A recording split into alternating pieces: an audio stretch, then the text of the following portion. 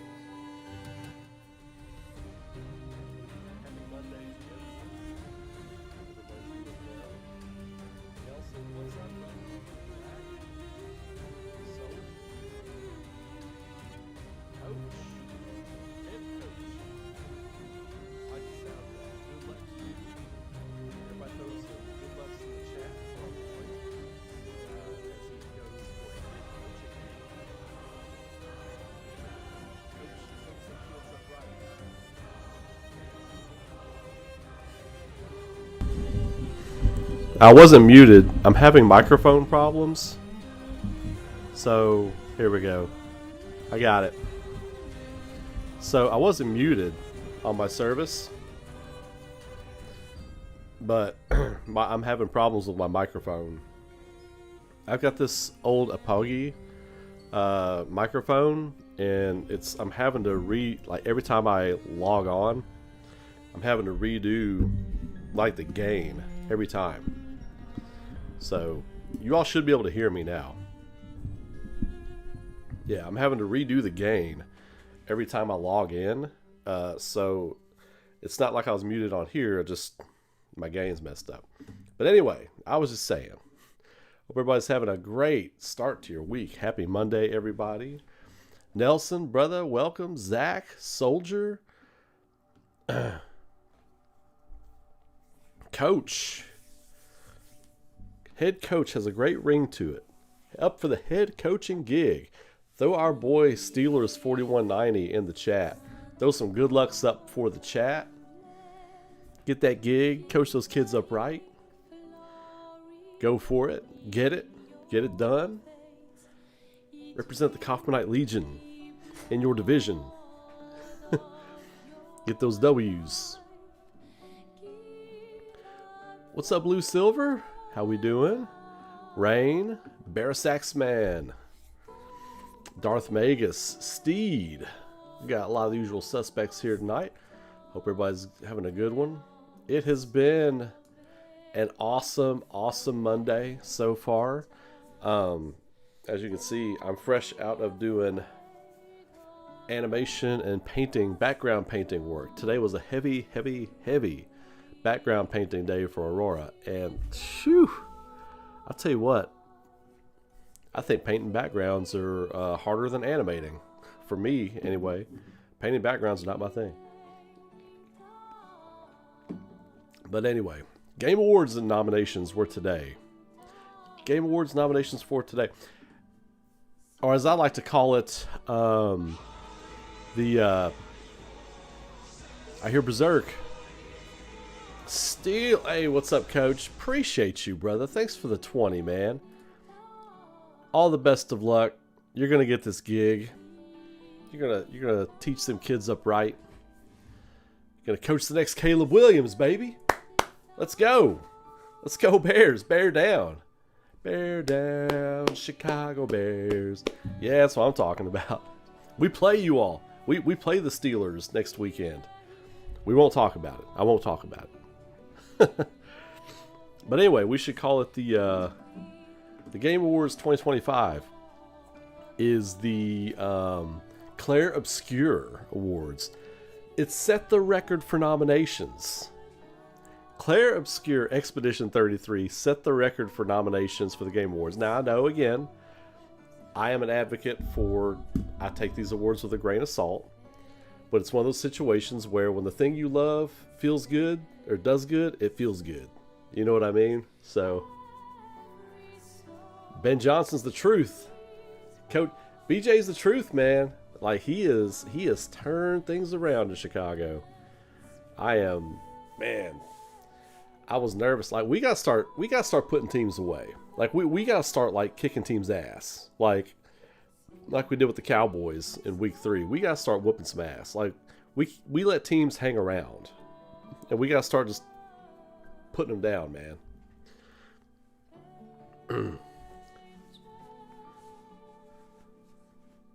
It is very good for the studio. And all the studios, like, here's the thing, when these games, especially the independent games, get nominated for awards and they're going around for their next project and they're looking for, like, investors for their next project, they can be like, look, we make quality stuff that sells. Look at these awards that we were up for, nominated for. Look at these awards we won. So it goes a long way in getting their next projects funded, for sure. And I couldn't be happier for the whole team at Sandfall Interactive. My one gripe about the nominations: no Andy Serkis nomination for Renoir. No Renoir. Like, I would have taken Charlie Cox out, and I would have put Andy Serkis in there because Andy Serkis, Renoir, you could almost argue that the game is about Renoir. You could almost argue it's not. It's about Verso and Mael, but you could make the argument that the game is about Renoir, and like the heavy cost of being a protector, protecting your family, even though it looks like you're doing bad things to protect the people you love.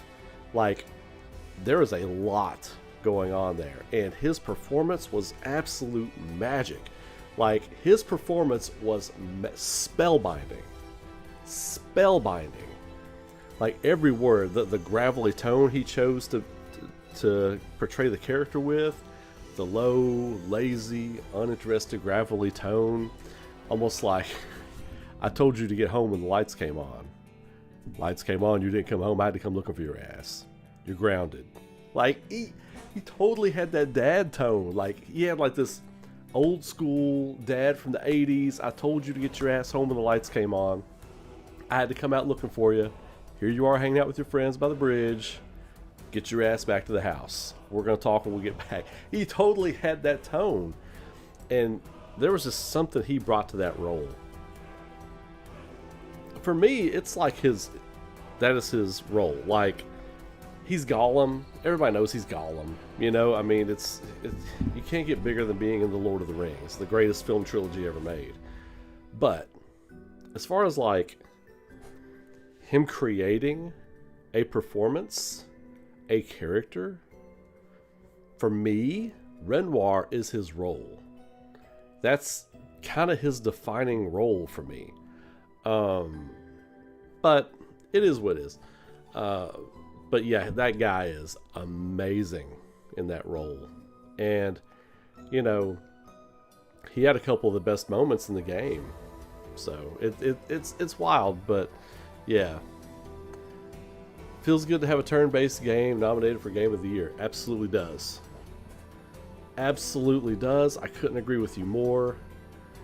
And a turn-based game, a turn-based, essentially JRPG, to set the record for nominations. I mean, crazy. And to think, you know, Ubisoft is in their offices. They're slowly emptying offices, right? Because that company is losing rooms in that office building, one room at a time, as that company continues to circle the drain. You know, they are having a kicking each other in the ass session today, realizing that Clair Obscur could have been an Ubisoft game. Realizing that Clair Obscur Expedition 33 could have been an Ubisoft game. You talk about CEOs just beating their head against the desk, just bang, bang, today. And when it keeps passing millions totals of sales, Ubisoft just ramming their heads into the wall. You love to see it. You love to see it. You love to see it.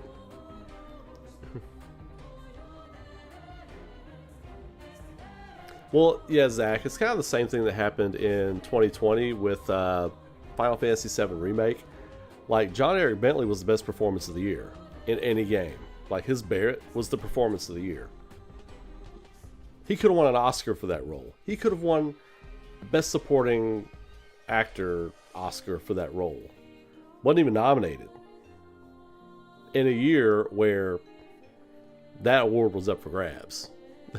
It was anybody's to win.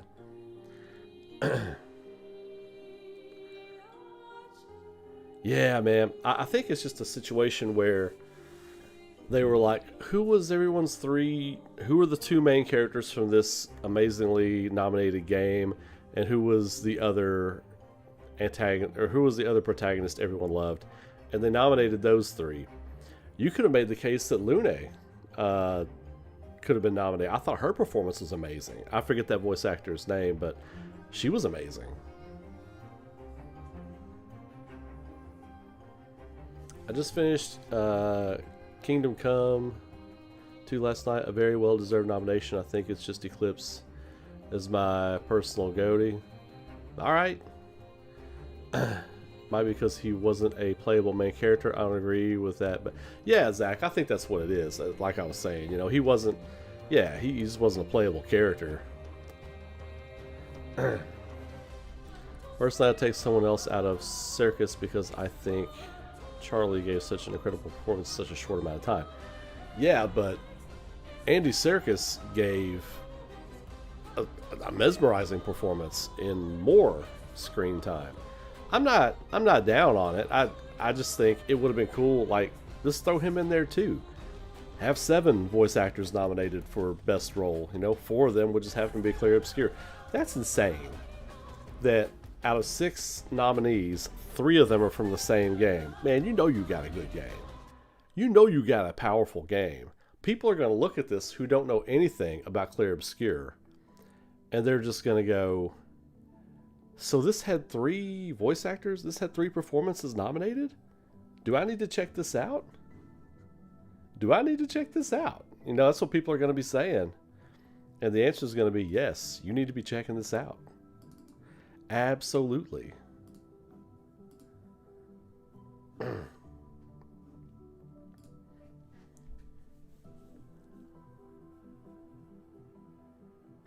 Digimon didn't get nominated for shit. No.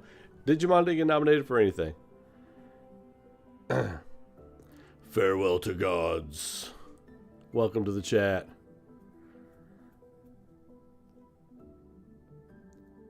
Ubisoft went woke. Well, I don't get into that conversation too much. I mean, you play what you play, you like what you like. You can make the business decisions you want to make. At the end of the day, you know, I don't know. I don't comment too much on the politics of things because, you know, here's the one thing I will say. I love a game where you got like a great female protagonist or whatever. Say do what you want to with inclusion and things like that. My only thing is stop writing female characters as just dudes with chips on their shoulder. Women are different than men in many respects. When you take a female character and you're just like, we're just going to make her gruff and angry. Well, there's a way to do that when writing a female character. And they used to get this right. Like, we grew up with amazing female characters, bisexual, all kinds of sexual orientations. You know, we grew up fans of Japanese media, anime, JRPGs. Take your pick. The rest of the world's just catching up. We've been here for a long time. This ain't news to us. The American media started doing these things like, oh, you know what? We're going to dabble in this, and now it's going to be officially inclusive. We've been watching inclusive tales all of our lives. When American media tries to write this stuff, they take what should be a powerful, strong female lead character, and they write it just as a dude with breasts. It's totally different. And that's why, for me, sometimes those things don't land, right? But no, I mean, like, people talk about woke, and again, I'm not going to get into this too much because I think it's just, you know, everybody's got their own opinions, what have you. But if you want to write inclusive tales with different types of people and stuff like that, we've been on this train since the 90s with anime, manga, JRPGs. Nothing new to us. The rest of the world's just catching up. That's all I'm going to say about it.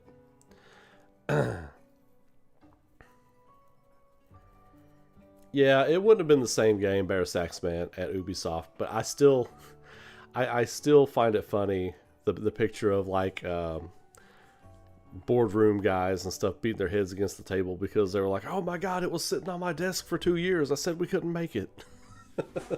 I said it would take us 10 years to make this game. Oh my god. You know, 30 people and change made it in 6 years. I find that so funny. It will never not be entertaining to me. It will never not be entertaining to me. Especially, it's a situation where Suits and Ties were telling you what creatively sells and what doesn't. And then the artists were like, and that's something else to talk about with Claire Obscure too. We might talk about it a different time more in depth, but the whole war with the painters and the writers, I look at it as like the painters were definitely the people that were disenfranchised with the companies they were working with and went and worked somewhere else. The artists went to a place where they could create their art. The writers are these business suits and stuff like that. Like, we can't do it that way. You can't do this that way. The war with the painters and the writers, you know, they play it into the narrative in Clair Obscur. You never really get to see that. You just kind of see what's going on in the tapestry or whatever. But I think that's so on the nose. And again, I just smile ear to ear because I'm like, hey, look, in this situation, the artists won. The artists and the creators won. They said, no, this will sell. Hey, this will do well. This is what people want to see. Fuck what you think. We're going to show you. And all the bean counters and calculator people and money people and stuff back at the boardroom executives were like, how could this be? And they're beating their heads against the desk. And I just, it will never not be, put a smile on my face. It will never not put a smile on my face. Yeah, I think a lot of people are done with Ubisoft. I've been done with them for a while. I played Assassin's Creed Valhalla, and that game was so bad. I pushed and pushed and pushed through Valhalla. And for me, it was a sad day when I realized Assassin's Creed was dead. Because Assassin's Creed Valhalla, my copy was kind of glitchy. It kind of broke a couple of times. But the characters were flat. It was like, you know what's really popular right now? The show Vikings, when they started developing this thing. Let's make one set. No. Don't make that the reason you make a game like that. Make it because you want to make a game about a time, about a place, about a culture. You know, don't just do it just because, hey, Vikings are popular right now. People are listening to Viking metal, you know, people are watching Vikings. I mean, it's just like, the game was bad. And when I realized that franchise was dead, it was a sad day for me. But I kind of knew it was going to happen. I've been saying for years that Ubisoft, the worst thing they ever did was create Ezio Auditore. Ezio Auditore, bene, bene. It was the best character that company ever created. The pinnacle of characters that company ever created. After that was it. They could never top that character ever again, no matter what story they did, no matter what game they made. They could never make a character as compelling as Ezio. And creative at the company suffered dearly for it for years. And now it's just circling the drain. But though I love Ezio Auditore, they could never find a character better than that. That's why he got 3 games. You got 3 games out of Ezio. They're like, oh man, this character's so good, you know. And that Assassin's Creed 2 put Assassin's Creed on the map. Put it on the map. Now you can have your favorite Assassin's Creed game that has nothing to do with the Ezio trilogy. That's not the discussion. The topic is that character. Connor's not a better character than him. You know, none of the other characters that came after him were better. Kenway, none of the Kenways were better than him. Ezio was that dude. Altair didn't have a character. He wasn't a character. He was the dude you played as in Assassin's Creed. But he was flat. He didn't have any, like, there was nothing about that character. It was like, oh, you know, I bet when he thinks about this, he's referring to this time in his life. And no, there was none of that. So, but no, yeah. Ezio killed Ubisoft dead. It was a slow death. It was a slow death.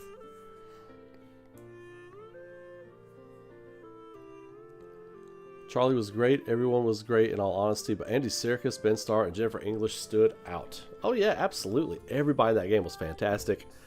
Esquier, Monaco, you know, all the characters were great. Even just like the random gestrels and everything were just, everything about the game is so good.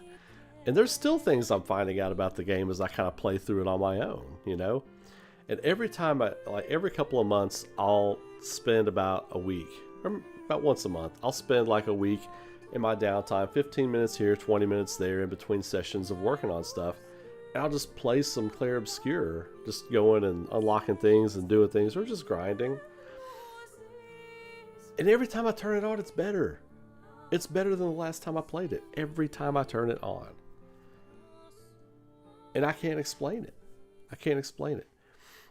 The best way I can explain it is your brain paints a picture of something you remembered fondly. You can call it nostalgia or whatever. Your brain paints a picture of something that you remembered very fondly.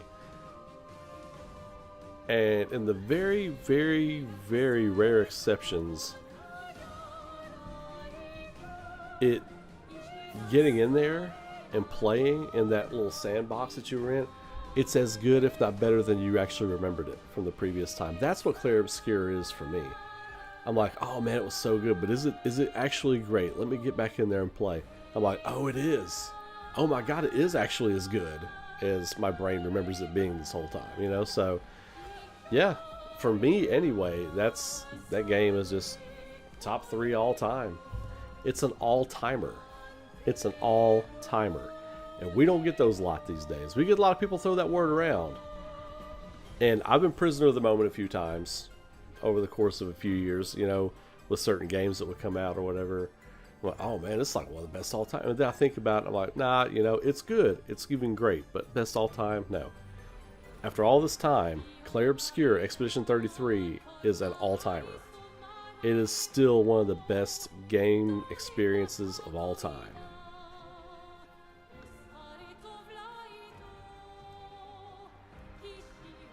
The first campfire scene with Lune and Gustav still gives me chills. The delivery, yeah, it's cinema. It's theatrical. It's very, like, it's dramatic. It's written with such flair.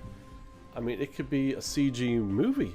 I mean, it could be just a movie, and it's like, I don't ever want to see this turned into a movie either. I know they're trying to do a movie. I don't ever want to see this turned into a movie, because I'll just be looking at the actors and thinking to myself, that doesn't look like Lune. That doesn't look like Ciel. That doesn't look like Verso. That doesn't look like Gustav. You know, I mean, they could cast the voice actors who played them to play the characters and sound just like them. And I'm just going to be like, doesn't look like them. Doesn't look like I don't want that to happen. Just let this exist as the immaculate piece of media that it is. What is the best way to play Game Boy Color games, Ray, currently? What? I would guess an emulator. Be my guess. If something is not available on a console, I will play it on an emulator. If they don't make it available on current gen consoles in any form, I will play it on an emulator. Clair Obscur is this generation's Final Fantasy VII. Absolutely. Absolutely. In 20 to 25 years, this generation will be like, man, I know they're remaking Clair Obscur, but let me tell you, when I was there when that thing first released, and it was like nothing you've ever seen. This is going to be their version of that. Ben Starr's Verso, Ben Starr's Kazan, Ben Starr's Dicedar. Ben Starr's Dicedar is very good. And his most famous role, Ben Starr as the Golden Chocobo. Yes, the tour de force as the Golden Chocobo. Love Stellar Blade, and that has a female protagonist, but her writing isn't woke, and I love that. Yeah, that's what I'm saying. But Stellar Blade also wasn't written by an American studio. American studios have a hard time getting this stuff right. That's my only thing. It's like, it seems like foreign studios get this right. Look at Clair Obscur. You know, every female character in that game is written exactly like a real person, like a real female in those situations. And the guys they're written like regular guys in those situations. They're written like grown men, and they're written like grown women. It's not hard. But apparently it is for some people. Apparently it is for some companies. So just hire people that are good at what they do and have them do more of what they're good at. Look at their track record. Be like, okay, is this your body of work? Either yes or Nah, no thanks. Easy, easy. I just solved everybody's hiring issues right there. Chasing trends generally doesn't end well. Nope, it never ends well, to be honest. The Ghosts of series is why they made Assassin's Creed Shadows.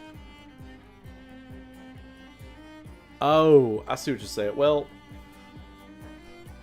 yeah, when I played Ghost of Tsushima, I was like, Assassin's Creed should have already made this game.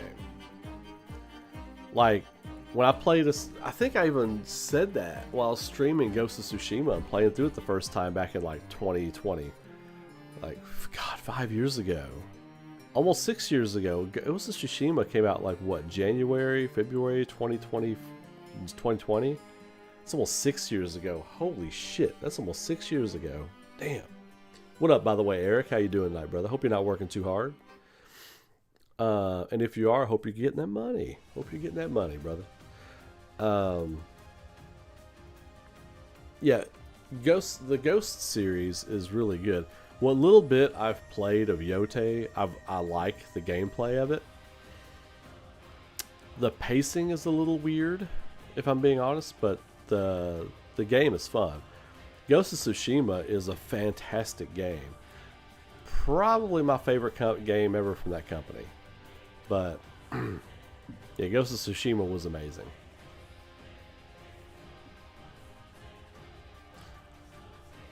Yeah, Ciel's storyline was, and again, it was another great storyline for a great character that was grounded in reality. Like, all these storylines for these characters are all grounded in reality. That's why every character in that game is relatable.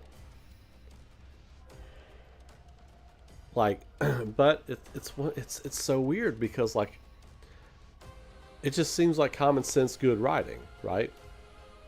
But apparently it's not, because if everybody could do it, then everybody would be doing it.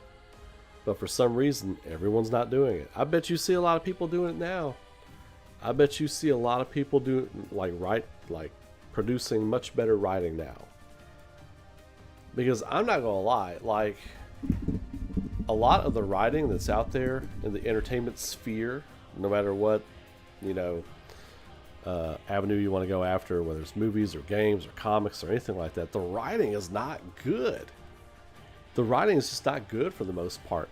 And Claire Obscure, hopefully, is the sickle before the wheat for all this bad writing out. All these people who are giving their buddies from college jobs, all these CEOs and producers on projects and everybody who call up their buddy or their ex-girlfriend from college or something like that. It's like, hey, you wrote a thing one time, right? We were in creative writing together, right? You want a job writing this thing? We're going to help. We'll give you a credit on this thing. That shit needs to be done. That shit needs to be done. Claire Obscure is how you do it. You find people good at what they're good at, that are good at what they do, that are great at what they do, and you have them do that for you.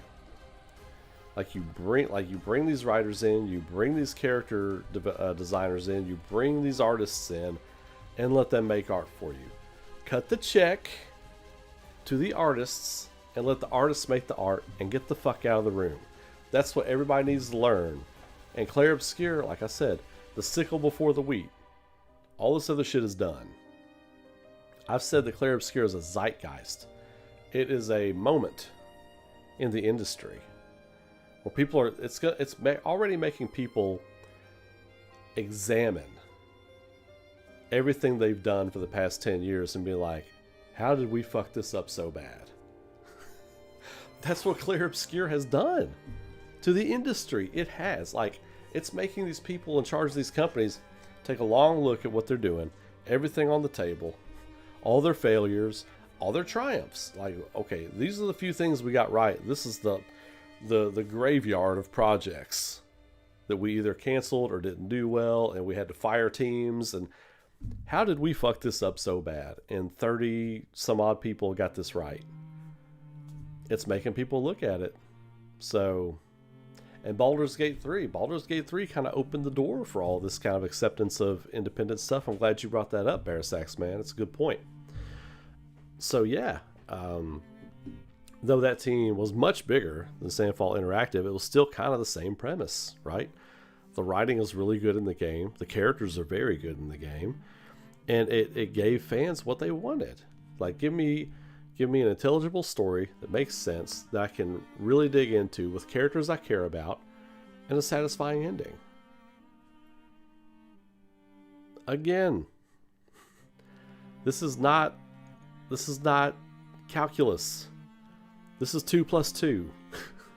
This is simple addition and subtraction. This is not calculus. But these people try to make it like Einstein theorems.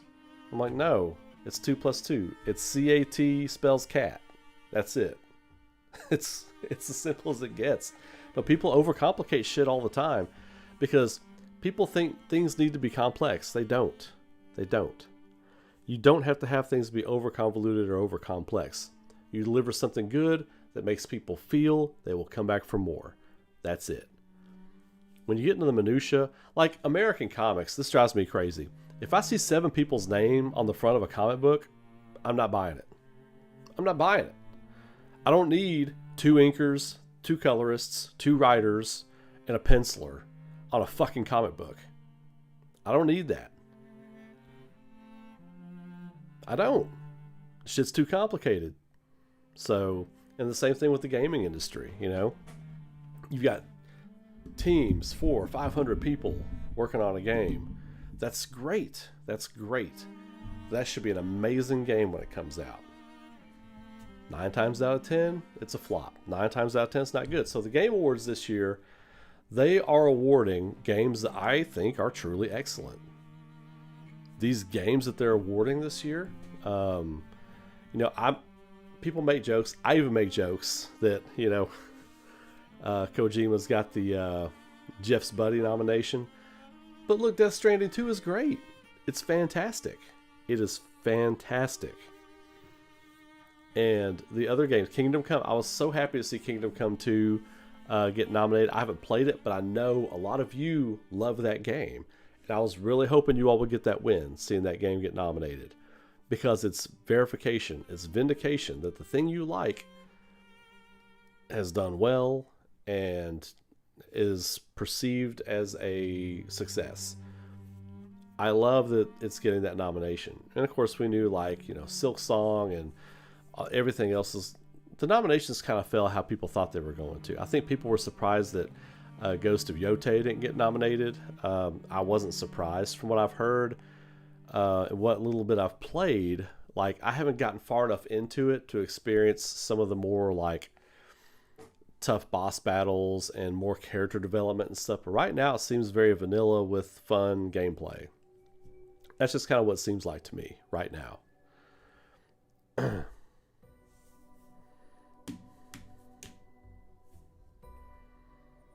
Yeah, Josh, absolutely. Like, when we were playing through Clear Obscure the first time here on the channel, and I was experiencing all these different, like, moments, and, you know, as a writer, as somebody independently developing a passion project, you can pick out the real. You can pick out those people that are paid to adapt somebody's thing, and then those people that believe in what they're making. And it was very apparent early on that the people making and writing Clear Obscure were writing it from a point of real life experience, and that they believed in what they were doing. It was apparent and clear as day early on. And one of the many reasons I fell in love with that game. It's on point, Josh. You're right. It's on point.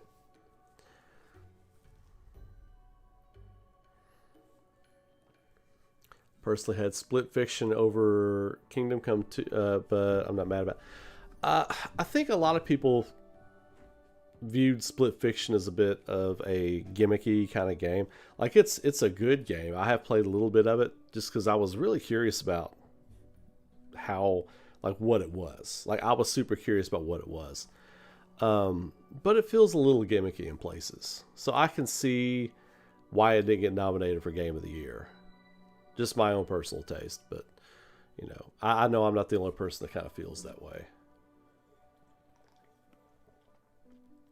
But I also say that, you know, Tears of the Kingdom is very gimmicky too, and people want to crucify me on the highest hill.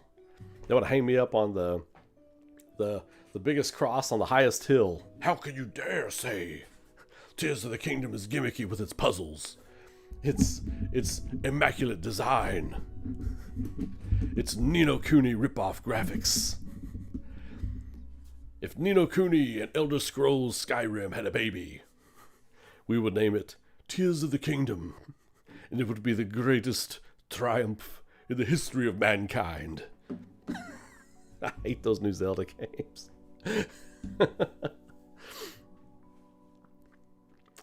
KCD2 wasn't really on my radar, and my friend lent me a copy. My playthrough ended up around 130 hours. Woo! Just having fun with the story, side quests, and just messing around in the world. Yeah, you know what? I'm gonna have to play it. I'm gonna have to like legit buy a copy and just start a playthrough sometime after the first of the year. You know, when my schedule lightens up. That's never gonna happen. But I'll try to work it in there somewhere. I feel like I need to now. Oh, the Flying Waters level. What a great OST area.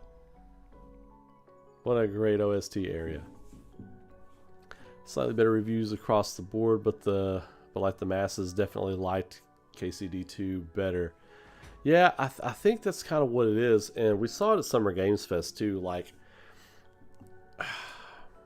I don't know. This is just an observation I'm making kind of about the Game Awards team and the direction they're wanting to go. But like, you know, we talked about, you know, at Summer Games Fest, right? I said, you know, they're leaning more toward indie. I think they're wanting to push the direction more toward indie, but I'm going to go a little bit deeper now. I think, and hold on to your seats here. Hold on to your seats, because this might be a novel idea. I think the Game Awards are listening to the fans. I legit think that Keighley and his team, Game Awards Inc., I legit think they are listening to the fans on every aspect of things. I've gotten a couple of questionnaire type emails from them myself. And I can see kind of in what they're doing. Like, it seems like they're listening to the fans. They're taking fan feedback. They're not going to restructure their shows. They're going to make slight changes here and there and improve overall things, but I think we're going to kind of see that play out a little bit in the show here in a few weeks. We're going to see, I think, a more streamlined kind of show. OST should not be a coming back from or going to commercial break award. That's my biggest thing. I think they are listening to the fans.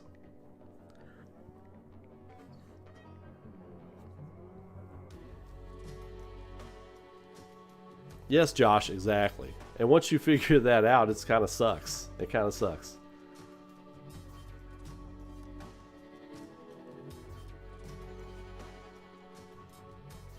Well, yeah, Zach, and I didn't know that.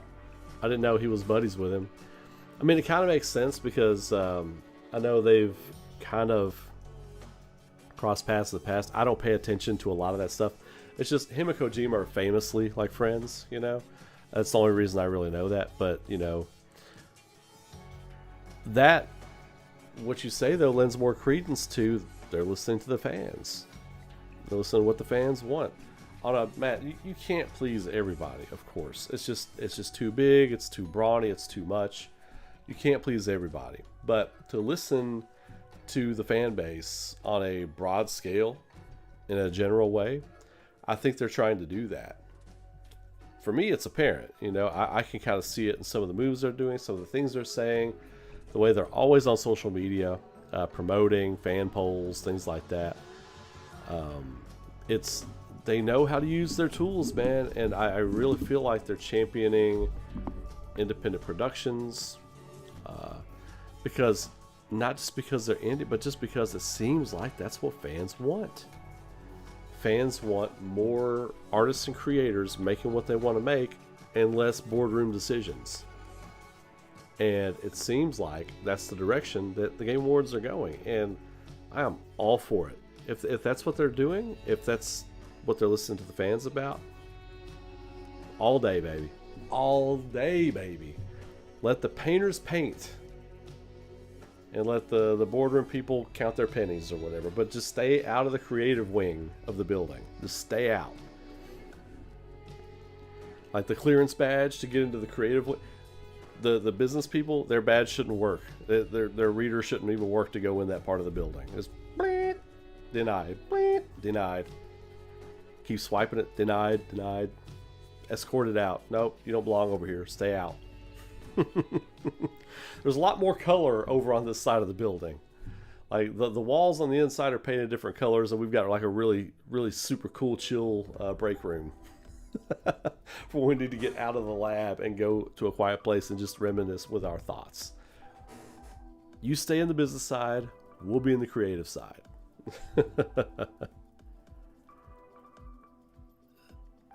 Oh, this is the sweet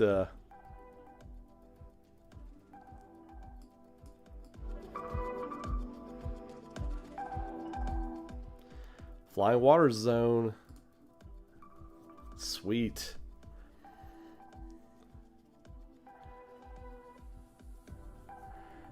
You'll be honest, you're terrified Expedition 33 is going to get snubbed. Nah, man. Nah. Here's the thing. It's up for so many nominations. It's just up for so many nominations. Like, look, Expedition 33 cannot... It has to win Game of the Year. Because the people at the Game Awards do not want whoever wins the Game of the Year to get booed. Because that's what's going to happen. And not that I would want that to happen. If I was there at the Game Awards, I would. If Expedition 33 didn't win, another game won, I'm not going to boo, clap. But I might be looking around like, that's kind of bullshit. You know, I might whisper to somebody, it's kind of bullshit, you know. But all right, good job, team who won. I would never do that. The fans at the Game Awards, they gonna boo if that game doesn't win. They just are, man. They don't want that happening. They don't want that happening. What up, Gaijin? Gaijin! What's up? How we doing?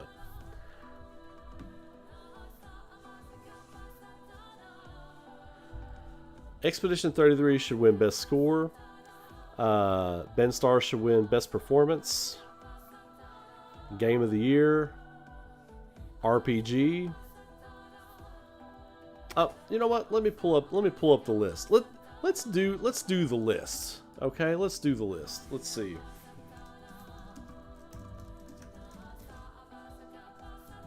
Game Awards 2025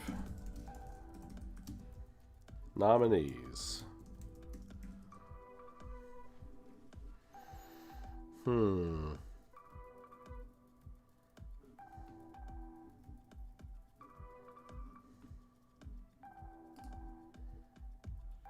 All right, let's pull her up here. All right, you can have my cookies. Game Awards, you can have the cookies.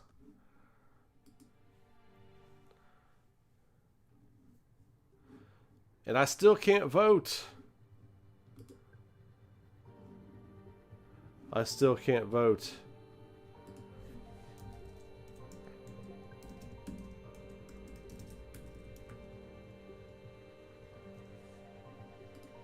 All right, here we go.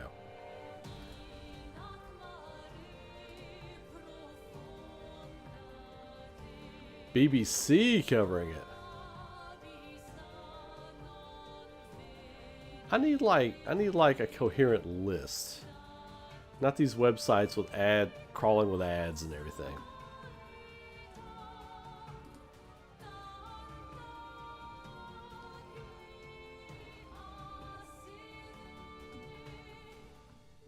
All right, this is proving bothersome. Let's see. I want to do a fun little thing, but GameSpot. You got me, GameSpot? You got me. Oh, GameSpot's got me covered. Let's go. Okay, let's do it. Here we go. GameSpot's got me covered. Here we go. All right, here we go. It actually says here we go right here. Okay. Let's do it live. Let's do it live. Let's see what everybody thinks. We'll save the Civil War for after the last one's done. Game of the year. I did this earlier in a video, but we'll do it live here together. So, Game of the year. Clear Obscure, Expedition 33, Death Stranding 2, On the Beach, Donkey Kong Bonanza, Hades 2, Hollow Knight, Silk Song, Kingdom Come, Deliverance 2. And the winner is Clear Obscure, Expedition 33. Expedition 33. Now, let's go on to the next one. I'll read all your comments after we're done. And you all, actually, you know what? I'll wait. You all put your vote in the comments. No judgment. No judgment. Put your vote in the chat. Game of the year. What's your game of the year right now? I'll wait. I'm going to read some of these comments here.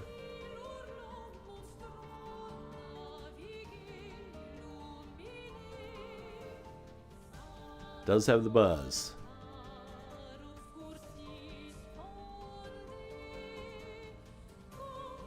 Yes, it's easy to use 2 monitors, Rain.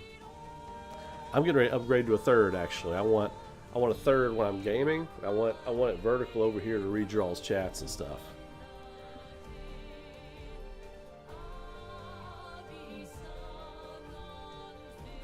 Oh yeah, it's not even letting me. It's not even letting me vote, bro. It's not even letting me vote. Expedition 33, yep. Well, that's okay, KCD too. That's your game of the year. What do I say all the time? What do I say to my Kaufmanites all day, every day? Whatever your game of the year is, that's the game of the year, baby. That's the game of the year. So, okay, moving on. Best game direction. This is where they had to throw a bone to Ghost of Yotei, which I would argue early on that it should not be up for best direction because I feel like it's got some pacing issues. Clear Obscure, Expedition 33, Death Stranding 2, On the Beach, Ghost of Yotei, Hades 2, Split Fiction. This is one where I could go either Clear Obscure, Expedition 33, or Death Stranding 2. I'll let the chat sort it out for me. What is your best game direction of these? You let me know. And while you're doing that, I want to see if I can zoom this and fix this up a little bit. Give me just a second.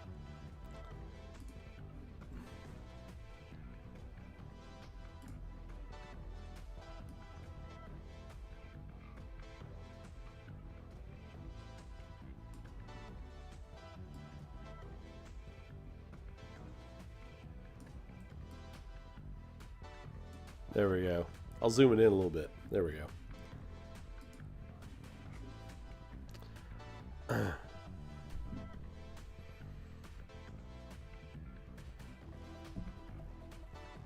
Yeah. I'm feeling you on that one, Zach.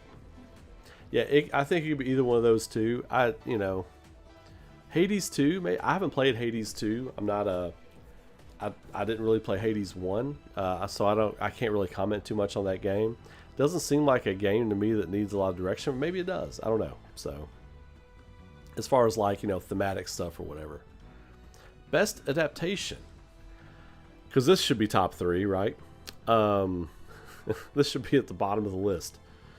A Minecraft movie, Devil May Cry, The Last of Us Season 2, Splinter Cell Death Watch, Until Dawn. Didn't even know about those last 2. I'm going either Minecraft movie or Devil May Cry. My personal preference, I would go with Devil May Cry, even though it took liberties with the events of DMC. But a Minecraft movie, you could say, because the kids had a great time. I think, all in all, restreams of Minecraft movie and second and third ticket purchases for kids and stuff, I think Minecraft movie, that's why it made $1 billion. People went and saw it twice. That doesn't happen a lot these days. A lot of people went and saw Minecraft twice. That's why it went over $1 billion in today's theatrical market. That's hard to do. But those are my 2. Yeah, I love DMC. I thought the art was a little slippery in places, but I think for the most part, they got the action down. Johnny was excellent as Dante. I didn't know how that was going to work because I'm used to Dante just sounding, I forget the voice actor's name, but I'm used to just sounding like Dante, you know, but. And then I was like, well, Johnny on Bosch is Nero. So if Nero comes into the story at any point, who's going to play Nero? That was my thought, you know, but Johnny pulled off a young Dante super, super great, which I had no doubt. I had no doubt. I know from personal experience that Johnny Young Bosch can play a young, swashbuckling, smartass, sword swinging, aloof guy, no problem. With no problem. I cast him to do just as much.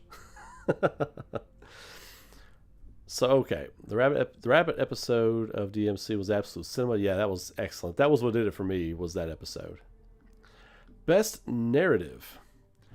Clear Obscure, Expedition 33, Death Stranding 2, On the Beach, Ghost of Yotei, Kingdom Come, Deliverance 2, and a black screen. Hang on, okay. Silent Hill F. Expedition 33. Clear Obscure. Chat, what say you? What say you?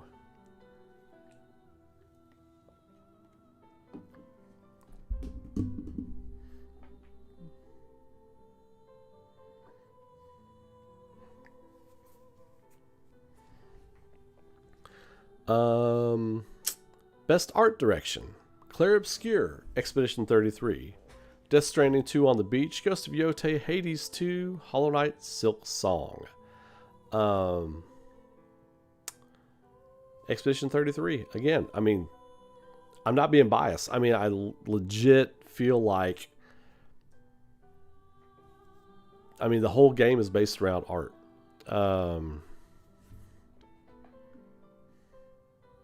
Yeah, I mean, I would go with that. If it wasn't that for me, I mean, you could say maybe Ghost of Yotei or Hades 2, just because of the nature of what Hades 2 is, its art style. You could say it wins Best Art Direction. And Ghost of Yotei, it still borrows from all those Kurosawa like cinematic tropes. So, but it does a lot of tricks that Ghost of Tsushima did too. So we've kind of seen it at the same time. So I'm going with Clear Obscure Expedition 33. Best score and music. I'm not even gonna say the rest of these. Ghost of Tsushima's nominated. Death Stranding 2, On the Beach nominated. Hades 2, Hollow Knight, Silk Song. It's Clear Obscure Expedition 33. The music legit made me weep. Legit made me weep. A lot of y'all were watching it live when it happened. Like, I was sitting in this chair and I was absolutely broken down to my soul. I was like, God damn.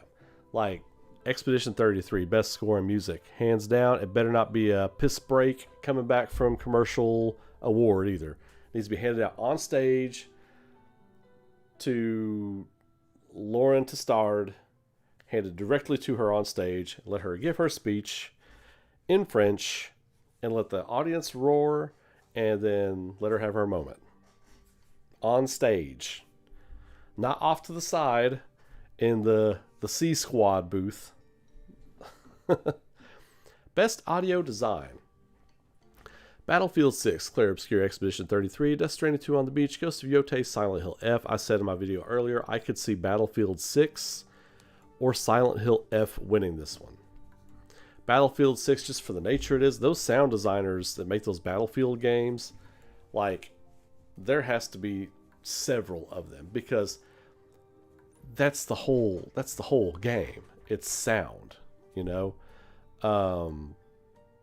It's sound. It's all sound. That's what draws you into the moments in those games. In Silent Hill F, the eeriness, the atmosphere, and all that has to be created through sound design.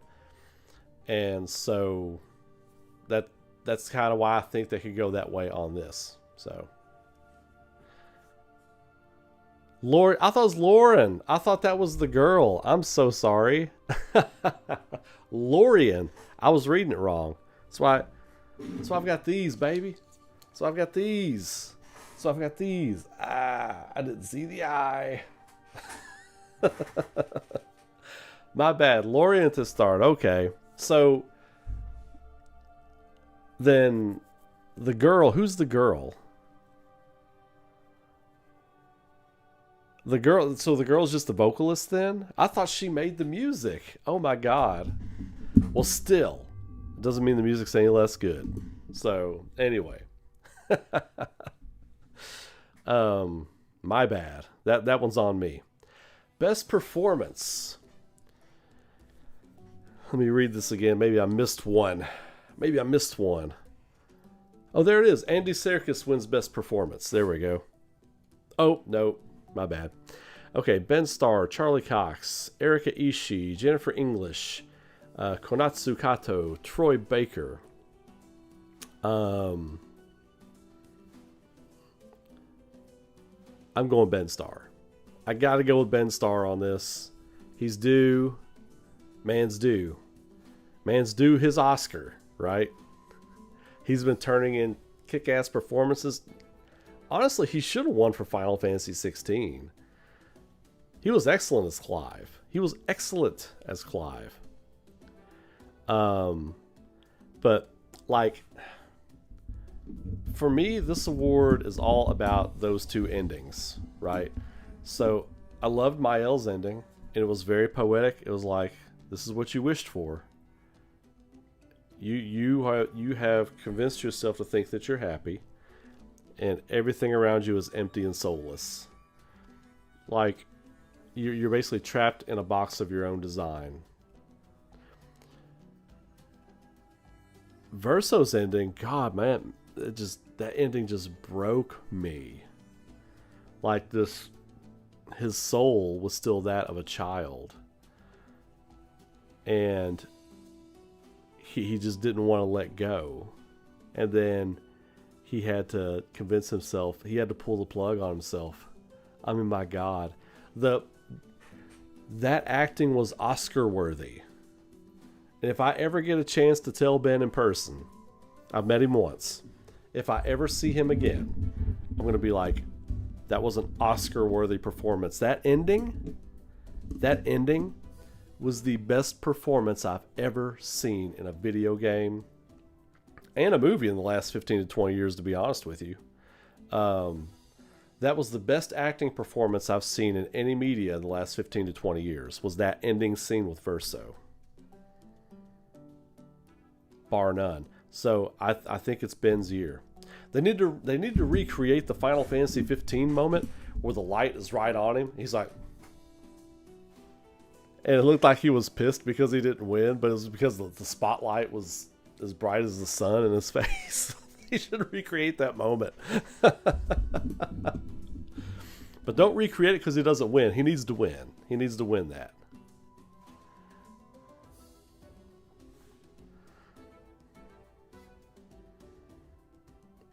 Yeah, Zach, that was the moment it kind of supposed to hit home for you, is because, it's empty. Like, there's no soul. There's no soul. Like, it's the adventure and the love and everything you got to experience throughout that story with those characters and everything. It's not there anymore. It's a dead world. And she still didn't, like, she still is the way she is. It was powerful, man. Innovation and accessibility. I have no idea about any of these games, to be honest with you. How accessible the game is, innovations. I don't know. I'll let you all pick this one. It's Assassin's Creed Shadows, Atomfall, Doom, The Dark Ages, EA Sports, FC26, South of Midnight. Go. I'll take 30 seconds and sip my refreshing cold Diet Coke while you all tell me which one should win here.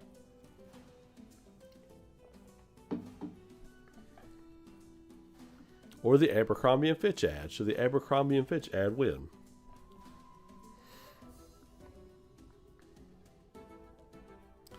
South of Midnight sounds like a very cool name for a game. Reminds me of South of Heaven, which is a metal song. But South of Heaven,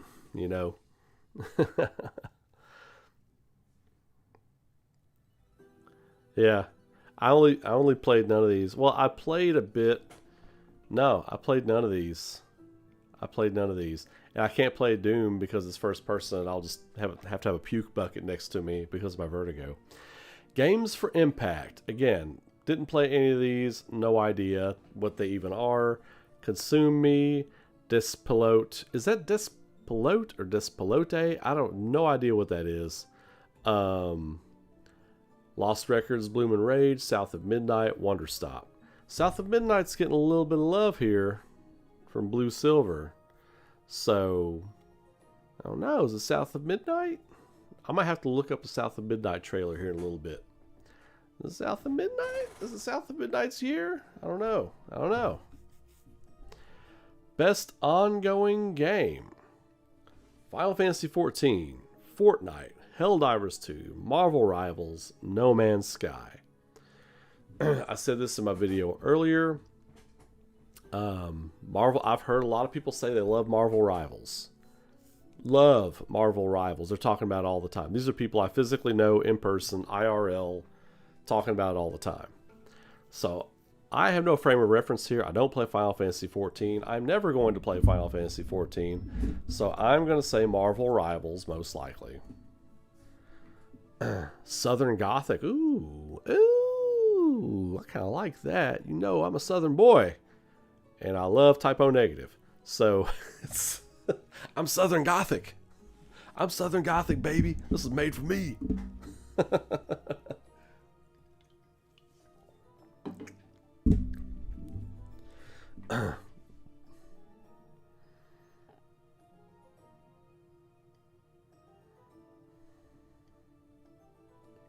Yeah, I don't know, man. The family ending felt like the ending to me. That felt like the real ending to me, because it was like, I don't know, to say they don't deserve to heal. I mean, that's kind of fucking dark. Like, I don't know, man. Like, it feels like the ending. Like Mael's feels like a Twilight Zone kind of ending.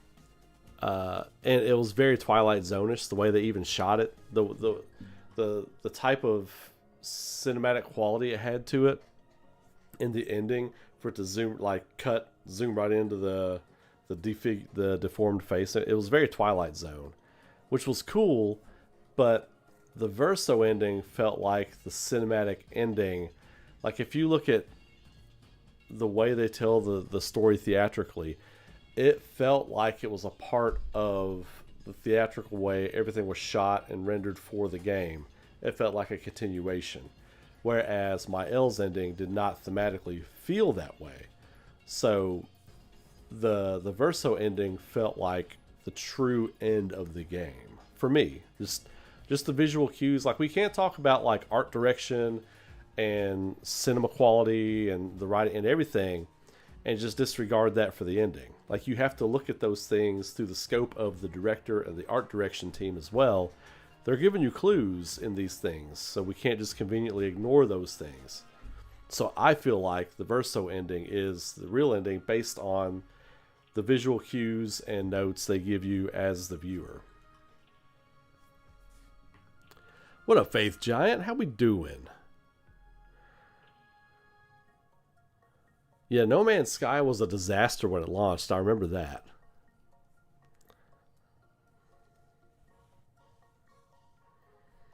I could see both being canon, you know. That's interesting. I think I did read that somewhere, but I thought it was... I can't remember. You read so much stuff, you forget where you saw it, and I'm not a thesaurus for, like, online references. Where'd you read that? I have no idea. Probably Twitter, you know. I thought I had seen that on Twitter, but now that you mention it, maybe I did. Maybe I read an interview with the developers, but there is a world where that's both. Like, you could look at it like Mael's ending happens, she gets pulled out of the painting, and then you get Verso's ending. So it's ending 1, ending B. A and B, you know? So ending 1, ending 2. Absolutely. Like, Mael's could be the mid-credits scene, and then Verso's is the after-credits scene. I could see that for sure. They Live. Yeah. I used to watch that every couple of years. I think I watched it when Roddy Piper died. That was the last time I watched it. Alright, so best ongoing game. I got one for No Man's Sky, and that's it. Alright, moving on. Best community support. Again, I don't know. Baldur's Gate 3, Final Fantasy 14, Fortnite, Helldivers 2, No Man's Sky. I'm going to say Baldur's Gate 3 just because they have been really good with the fans and keeping up with the fans and fan demand and all that kind of stuff. So I would say I would just go Baldur's Gate 3. Plus, out of all these options presented, I think that's the probably the better game anyway.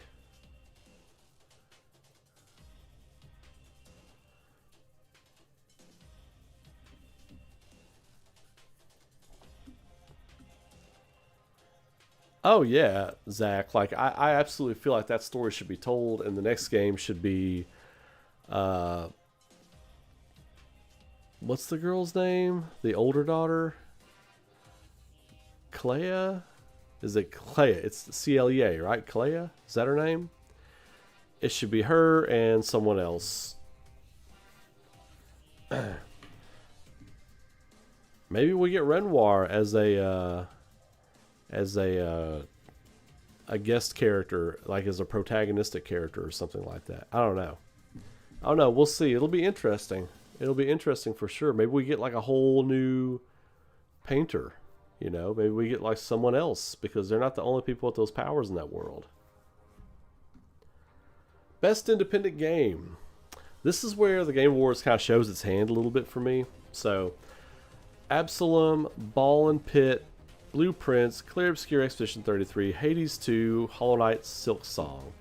Well, the bottom three, one of these bottom three should win it, right? And I think it's got to be Clear Obscure Expedition 33. And here's why. And again, this isn't biased. This is like reading into what you're reading, what you've been getting fed. So everybody's been head over heels with the accomplishment of this team. Like 30-something people, everybody, even like cable news has been talking about, like when it came out. Cable news was talking about it when they went over 5 million views. I saw a thing on CNN talking about this game. You know what I mean? I saw stuff on like, you know, regular entertainment outlets talking about Claire Obscure. 30-something people made this game. So you can't say best indie game in the most indie of all companies that made this incredible, you know, like, what's the word I want to look for? What's the term I want to use here? Industry altering game with 30-something people. Changing how companies do business, ripping down how they structure their business, and not give it best indie game. I just don't see. Now, here's the other thing too. This goes back to what we talked about at Summer Games Fest. You know, we are going to see which direction Keeley and company want to take, you know, the future of gaming. They believe in independent productions, right? 50% of your Game of the Year awards are independent games this year. Whereas before, one would sneak in. On a crazy year, 2 might sneak in, right? But half of them this year are independent video games. That's where it's going, man. That's where it's going. And like the suits are losing their minds over this stuff. I guarantee you that. Best indie game, it's Clear Obscure Expedition 33 for me. Best debut indie game, again. Again, I hate to sound like a broken record. Blueprints, Clear Obscure Expedition 33, Despelote, whatever the fuck that word is. Dispatch, Megabonk. It's Expedition 33. Again, for the reasons I listed earlier. Not only is this an indie game, not only is it one of the best games ever made, it's their first game. It is their first video game. To not have this win best debut indie game would almost make this category look fraudulent, if I'm being honest. And everybody in this category has got to be like, they got to recognize, you know, games got to recognize game, right? Game recognize game.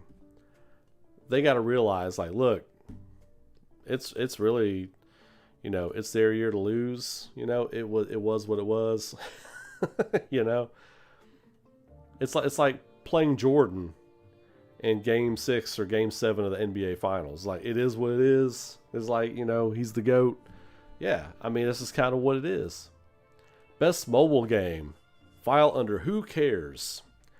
Destiny Rising, Persona 5, The Phantom X, Sonic Rumble, Umasume Pretty Derby. Wait, is that Umamusume? Umamusume Pretty Derby, Wuthering Waves. I'm going with Pretty Derby. Moving on. Best VR AR game.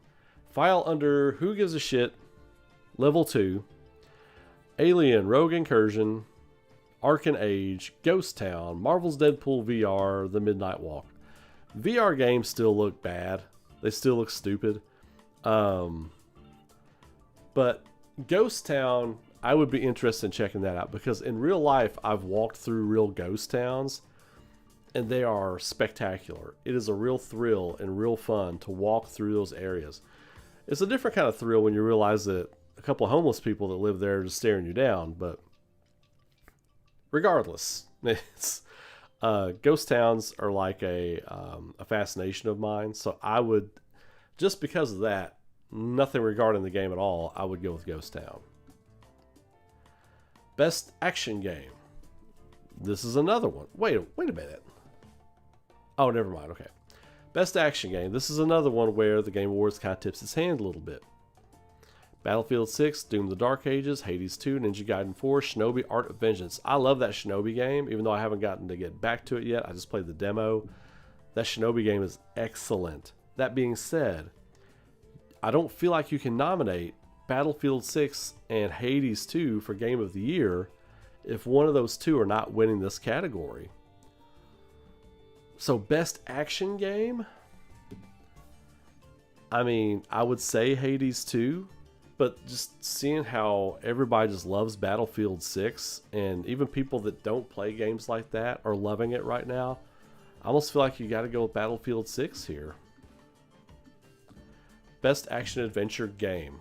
And again, this is another one where they kind of tip their hand a little bit.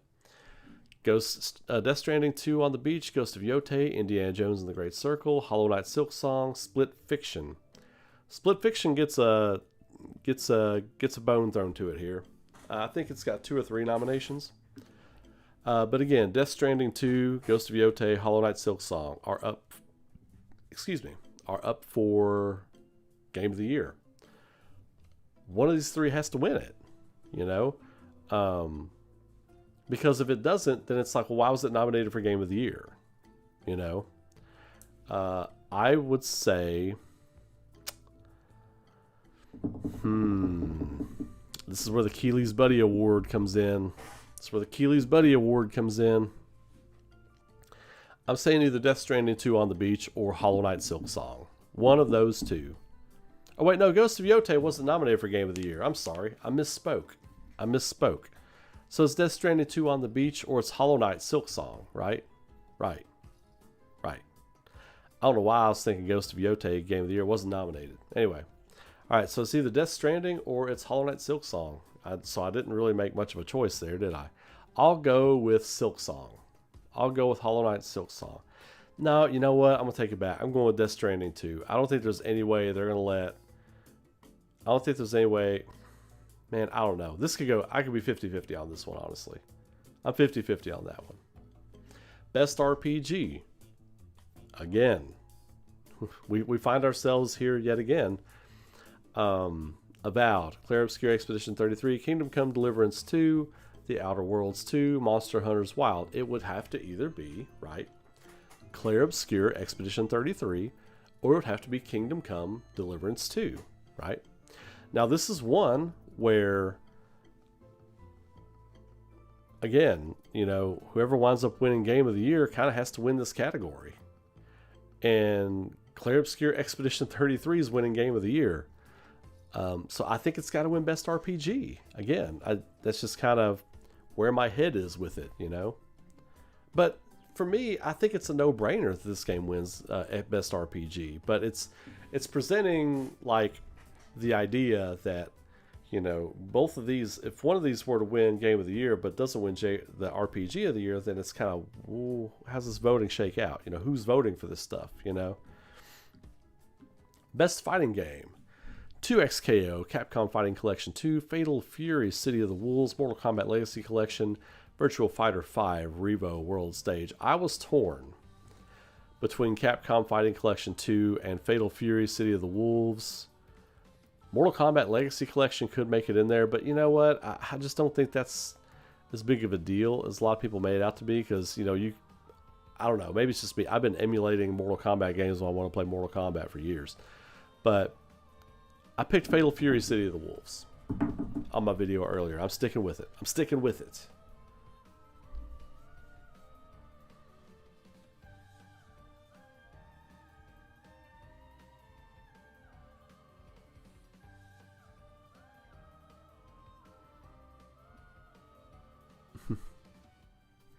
Well, why do you hate the rest of the family, Josh? I'm curious. I get the mom. I get why. But the thing is, you know, the whole thing with Claire Obscure is like, and that's fine if that's how you feel about it. But for me, it's like the way the game is written, there's so many like subtle layers underneath of the writing for the game. It shows you in glimpses that there's way more to the story than one person's point of view, and a lot of other shit happened. You know, I feel sorry for Mael that she's so scarred. I did feel empathy for her in that regard, but I feel like there was a lot of other things happening that the whole family felt overwhelmed by everything. You know, Mael wears her scars on the outside with her pain, but the other family members are just as scarred, if not more so, on the inside because of the different things. And they're burying it in different ways. Like the mom tries to run away. The dad tries to put his head down and just try to save everybody by doing the wrong things. And Clea tries to just go out and fight it out, you know. But nobody's really there for each other. And you get this feeling that Verso is the guy who would have been the guy in the family who was properly there for each other. You get the feeling that they kind of lost the guy who really held them together in that family. The guy who knew each individual person in the family and went to them individually and was like, hey, I understand this. It's going to be okay. Hey, I understand this. We'll get there. It'll be okay. Hey, I know, Dad, I understand. You know, they're this way. We're going to be okay. I feel like he was that guy for his whole family, and that's the guy they lost, and that's what destroyed the family. So I thought it was just a beautiful ending, and it felt so real, because that's how life really happens. You know, so many times it's the person you lose is the person who was the person who knew how to reel people in, how to be a uniter. And a lot of times in life, that's the person that gets lost, you know. That's why so many other people are just lost out there in the world, because they lost the person or the people in their lives that can unite them, that can galvanize them. And again, that's why I felt like that story was written from such a point of real life experience, you know, so many layers. And thank you for your comment, because that's a point that I'd never gotten out before, you know. There's so many things to talk about in the narrative of this game. And like, so Josh, thank you for putting that comment out there. It's like, you know, it brought out another point.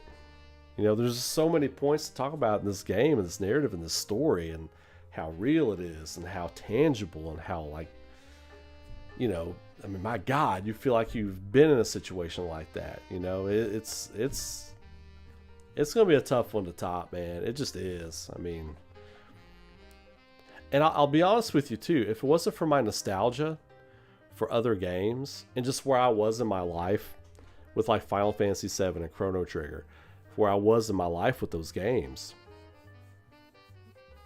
this might be my favorite game of all time if it wasn't for those things, you know. But those things were real and tangible and all that kind of stuff. But yeah.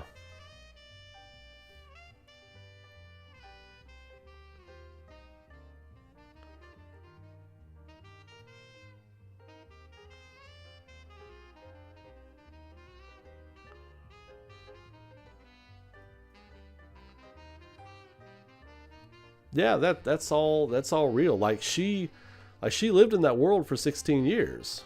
You know, I mean, absolutely. I mean, that's real. You know, so and again, it's a situation where you're just kind of like, um, yeah. No matter which side of the fence you lean on that, there's no right answer. There's no wrong answer. There's just your answer, and that's what's so good about the game. That's why people still talk about it like this. And honestly, I wish there was more fiction like that out there. So anyway, Fatal Fury City of the Wolves. Best fighting game. Best family game. Donkey Kong Bonanza, Lego Party, Lego Voyagers, Mario Kart, World, Sonic Racing, Crossworld, Split Fiction. It's Mario Kart for me. Mario Kart. And again, this is one of those situations where I have played none of these games really. I played a little bit of Split Fiction, but not enough to really make a concrete assertion on it. But everybody I know talks about how much their family plays Mario Kart and loves it all the time. So I got to go with that.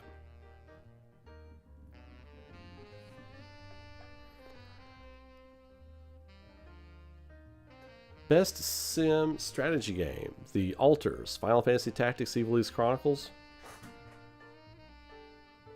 You know where I'm going on this one. Jurassic World, Evolution 3, Sid Meier's Civilization 7, Tempest Rising, 2 Point Museum.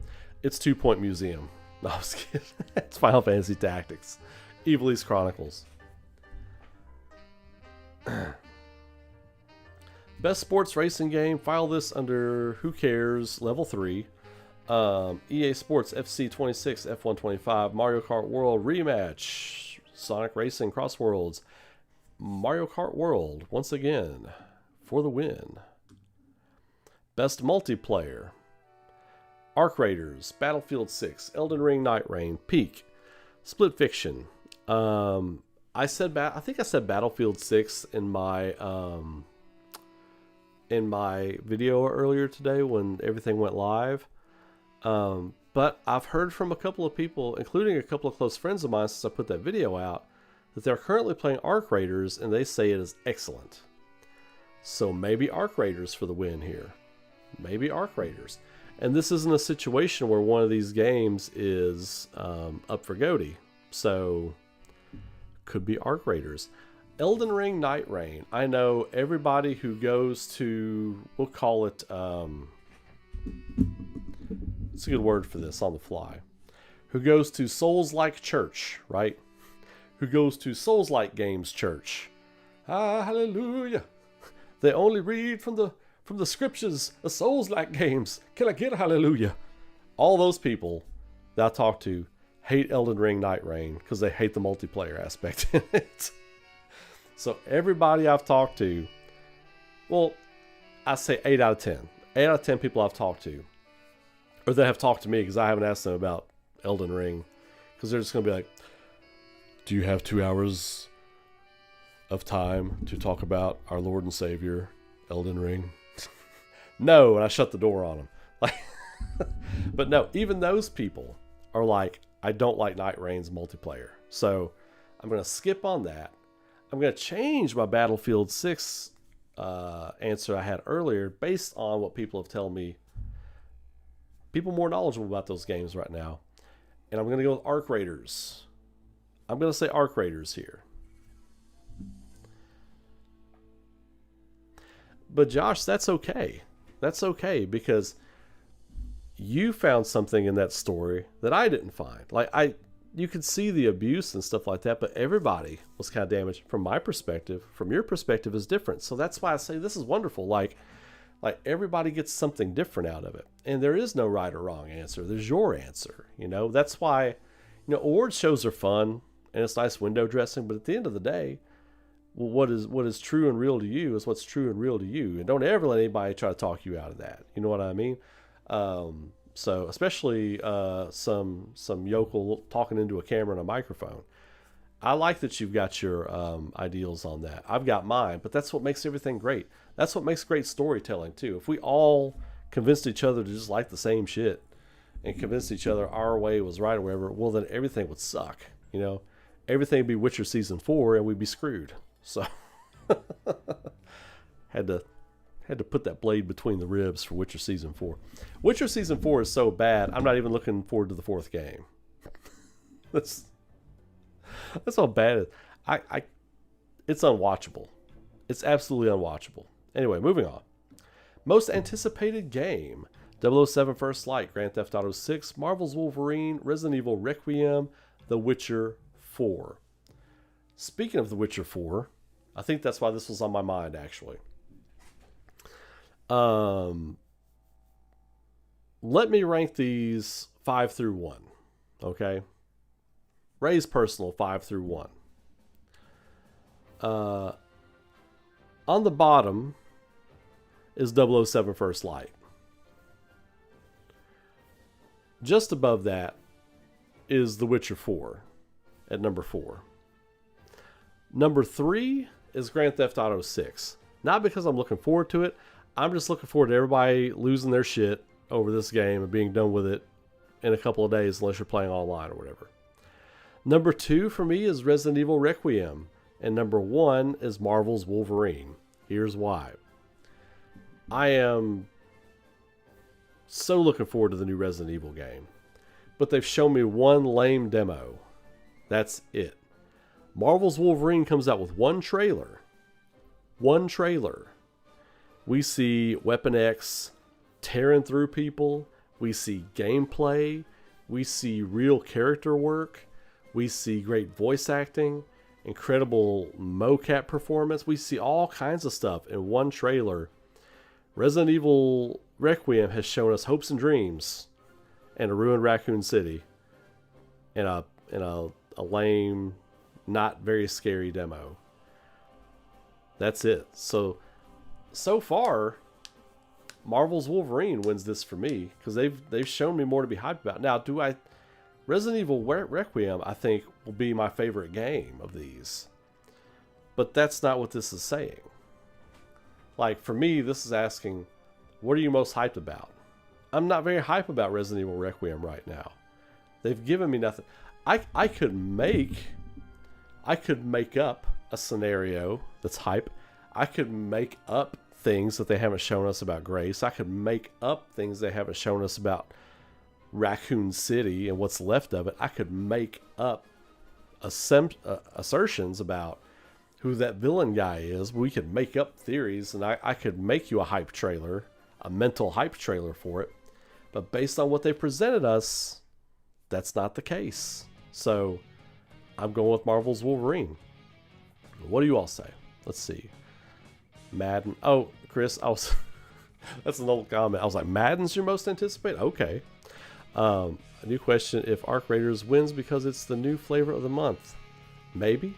Could be a little recency bias there. Absolutely could be.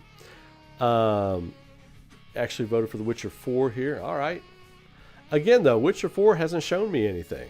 I haven't seen anything. I saw that little video they put out, but I haven't seen anything. You know. Critical Drinker did a great review of Witcher Season 4. I'm sure he did. I'm sure it was very entertaining. Maybe if Requiem had more solid marketing, I would have picked that. Yeah, well, that's what it's all about, Zach. You know, me and you have talked a lot about this, actually, you know, and I think a lot of people here on the channel were worried that I was kind of poo-pooing on Resident Evil 9. I'm not. I'm just like, man, please, for the love of marketing, please put something good and tasty out for this game, because right now, it's all itchy, no tasty.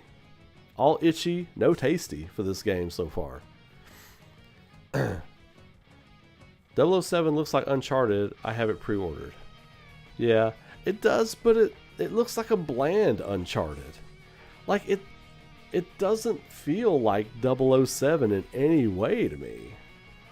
Like, in any way. It feels like a Temu Uncharted. And they're hyping it up, but I'm like, I'm just not seeing it. Ray, did you and your wife watch Frankenstein yet? It's excellent. I have not. We have not. We haven't had time to sit down and watch any of it. We want to, but every time we have best laid plans, and then we wind up having like 30-45 minutes before she has to go to bed and I have to get back in the studio. So We're aiming for the next couple of weeks, hopefully. Maybe that can be our Christmas movie together. I have high expectations for Wolverine, as do I, Josh. As do I. Oh, I know I've read the Witcher books, love the games, etc. Definitely personal for me. I know nothing has been shown yet. Okay, well, that's a great point of view because I've not read the books. I know they take a lot. Don't they take a lot from the different books? Because I know the different books cover different times or whatever. Like in the books, Geralt and Yennefer are dead, right? Like they've died long since in the books, if I'm not mistaken. Again, I've not read them. I've read kind of cliff notes online about the story or whatever. But see, that's a little bit different. If you're invested deeply enough to be reading the books and stuff, then absolutely, I can see Witcher 4 being your next most anticipated. Doesn't Ciri become like the main character of the books? Like Geralt and Yennefer die or something like that? Or they die together? Or I don't know. Maybe I misread that. Maybe I was in like some kind of weird Reddit forum reading fan fiction or something. I don't know. You never know. You get lost online at 4:35 in the morning. After a deep dive into the studio and you're looking up things that are randomly in your brain. Lego Batman. You know, I know a lot of people are looking forward to that. My kid's looking forward to that. He's really excited. He thinks it's funny. Like it is. Lego Batman's very funny. Okay, so most anticipated game. Content Creator of the Year. File this at the bottom drawer of Who Gives a Shit. Cadril, Kai Snot, Moist Cur1 Tikal. I'm not gonna dignify that with calling it Moist Critical because you couldn't. You're trying to be cool. Trying to be cool and put a 1 in there for the I. That's for the ladies right there, yeah. You like how I misspelled that with a number instead of a letter? Don't think that's cool? It's fucking slick, right? It's hot. So it's hot on the streets right now? Yeah. That's for you. Cur1 Tuckle. That's your boy. Alright, that's stupid. Sakura Miko, the Burnt Peanut. I like the name The Burnt Peanut. I have no idea who that is. So I'm going with the funnest name. It's almost like someone from the Charlie Brown gang who like got badly burned or something in some kind of accident. The Burnt Peanut. Best esports game. Who cares? Put this in the same bottom drawer with Content Creator. Let's see. Counter-Strike 2, Dota 2, League of Legends, Mobile Legends, Bang Bang, Valorant. Shit, I don't even know. I'll let you all vote on this one.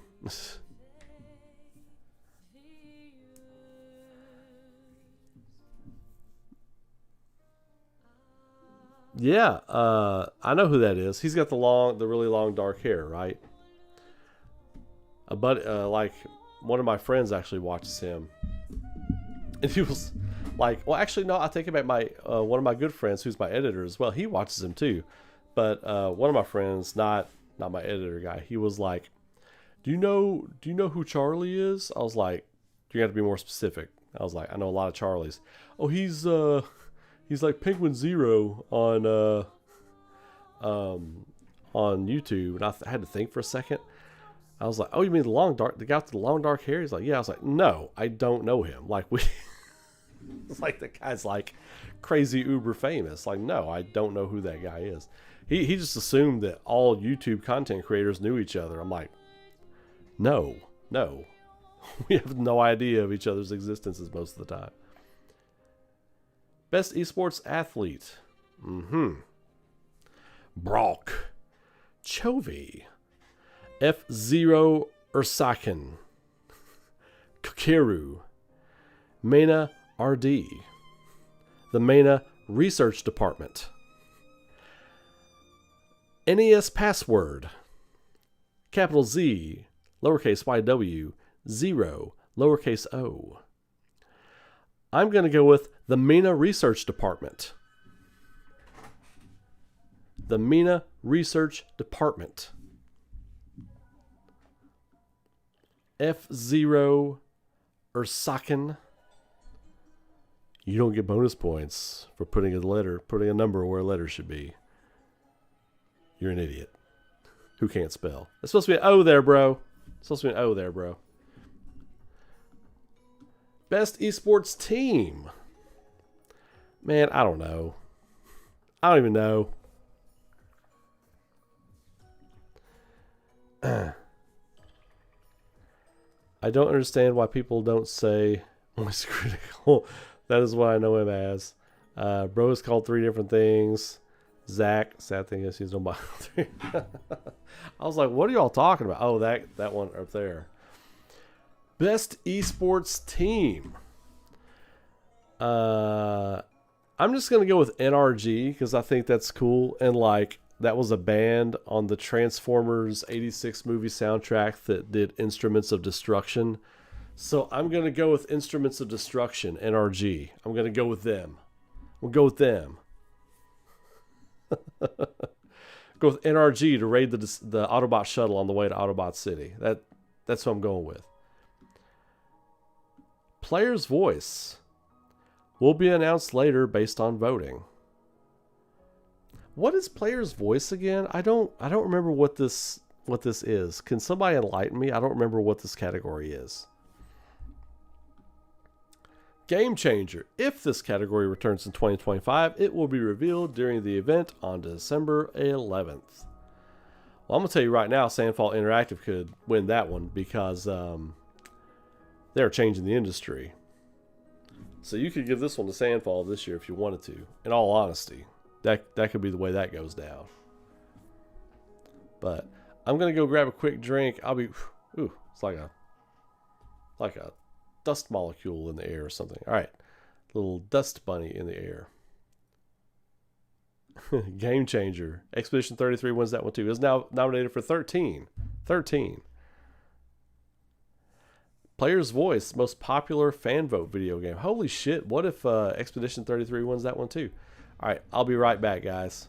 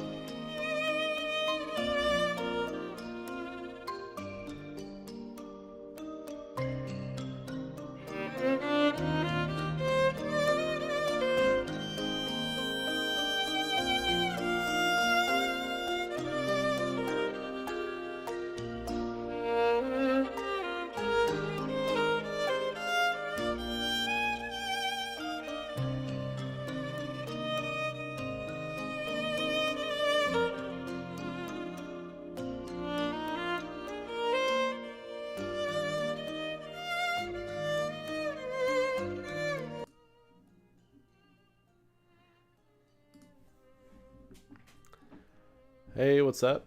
Back at it.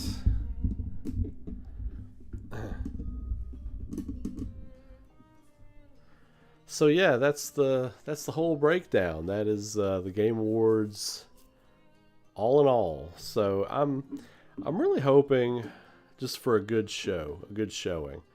I want to see a good cohesive show this year. Some cool announcements. But we'll see. I'm not really, like I said, whatever wins, whatever loses, I'm not beholden to anything. Whatever your favorite thing in each category is, that's the best thing of the year. But also the other thing too to remember about the Game Awards is it's not just a celebration of the year that was, it's also a celebration of the year to come. So it's also kind of like the beginning of the hype vehicle for 2026. So, and the way they've positioned these shows is really, it's really brilliant.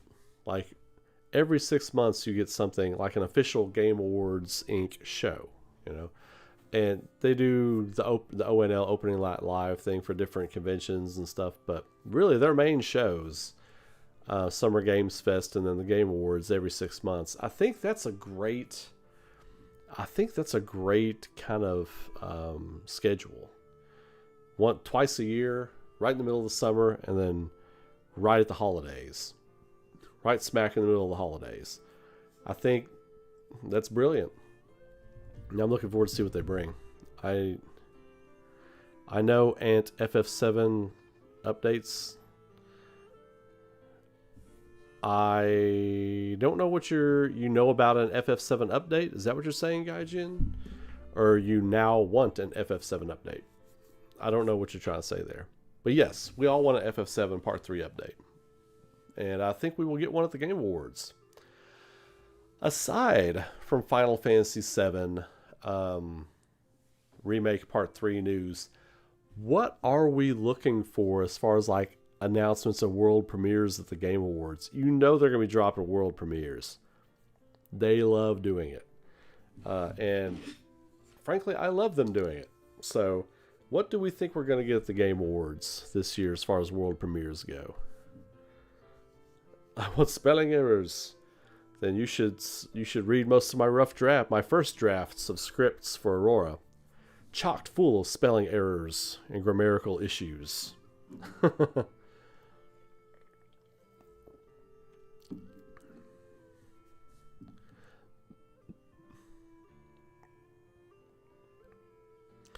Am I going to do a Thursday show to react to the Xbox Partner Showcase? I thought about that. It would have to be after I got off work on Thursday night. I could do it, but I have to work late Thursday night, and I don't get home till around 11. So I could. It would just be watching the showcase and being out, because then I got to be doing studio work after that. But yeah, very possible. We might. Depends. Yep. Title reveal from FF7? Absolutely. Let's get it. Let's get it.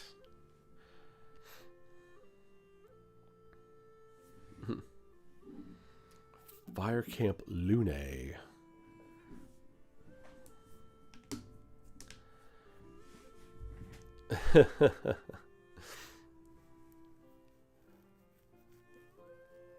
I missed some of your comments earlier, so I'm going back and reading some of them. Y'all are funny. Y'all are really hilarious. Like legitimately. That's not me being a smart. Like I read y'all's comments sometimes, like especially the screen names that I recognize from chats and live streams and stuff like that. I'll see y'all's comments. I'll have a good little chuckle as I'm reading through comments on my phone or whatever. We need a Resident Evil 9 good trailer and the title reveal trailer for FF7. I think that's happening.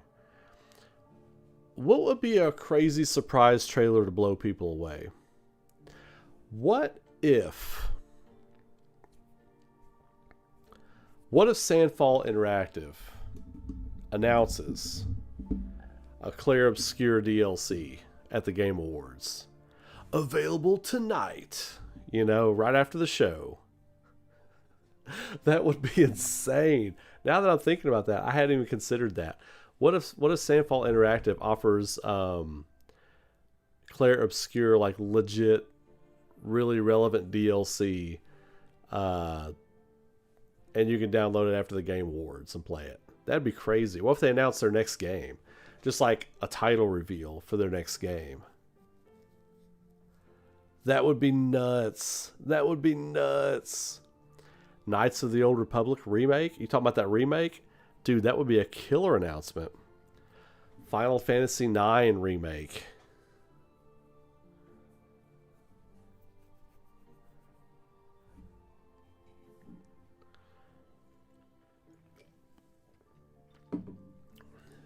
I think, what about the next,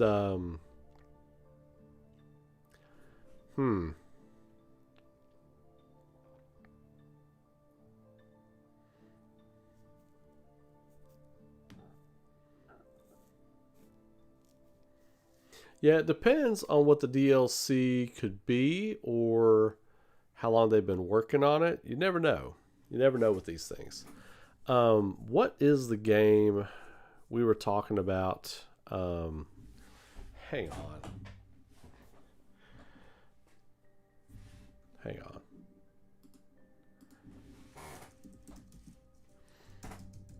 Had to check my DMs for something real quick. Sorry. Okay. So what if we get a new Mass Effect? I know a lot of you all been talking about Mass Effect lately. What if we got a new one, huh? Wouldn't that be nuts?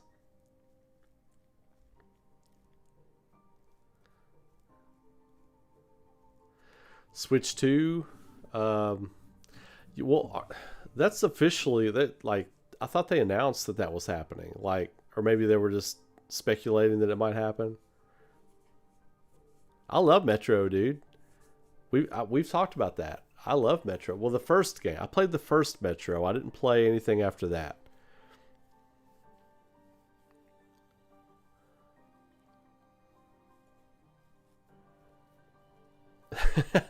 Levitate. Legs crossed and everything just rise out of your chair. You know, it'd be wild if Nintendo did, and this would be a take my money Nintendo moment. If they took like their best like Nintendo like licensed games from like the NES and Super Nintendo era and did like a remastered version of those games and released them onto the Switch 2. Like, I'm talking like Kid Icarus, the original Legend of Zelda, Zelda 2, The Adventure of Link. Make it like a platformer, you know? I mean, there's a lot of stuff they could do. There's a lot of games they could put out. F-Zero, you know? I mean, they could be sitting on some money. It's not official on Switch? Okay. Well, I think I've just seen speculation talking about it then. But yeah, like Mass Effect news, God of War.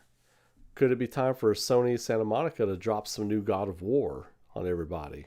I heard a rumor, just talking with a friend of mine the other day. This is just someone I work with. And he was saying how, my hand looked weird there for a second. It's normal. He was saying that the next God of War game might take place in Egypt with Atreus as the main character. And I was like, yo, that could be killer. No, Chris, don't get me on a rant. Don't get me on a rant. Don't do it. Don't do it. Avert. No Chrono Trigger. Chrono Trigger is dead forever. Square Enix does not want to make a Chrono Trigger game. But Ray, they can't do it because of Akira Toriyama. He has to have his blessing, and you have to summon the original 5 people that worked on the game. You have to have lit candles in a circle, and all 7 of them, 5 of them, had to pray at the same time to the spirit of the creative gods. No. They can make that game whenever they want. They don't need anybody's blessing. They don't need anybody's anything. But Ray, it's the Japanese thing. They want to honor Akira Toriyama. They don't want to do anything without him there anymore. Well, yeah, so Toei Animation is not going to make Dragon Ball anymore? Again, throw that one out the window too, you know? They can make Chrono Trigger whenever they want. They have sent the message loud and clear. They don't care about that franchise anymore. They're making a Chrono Trigger version game. The Adventures of Elliot. That's Chrono Trigger. That's it. That's Chrono Trigger. They're not making Chrono Trigger. What if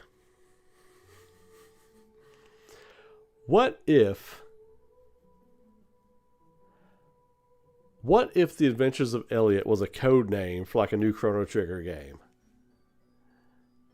I know it's not, but what if? What if The Adventures of Elliot was a code name for like a new Chrono Trigger game? That would be some wild shit. But I'm giving Square Enix too much creative credit there. Giving them too much creative credit. Square Enix fans want it, but it is a no-brainer, but they don't care. They've told us as much. They have told us as much that they just don't want to work on it.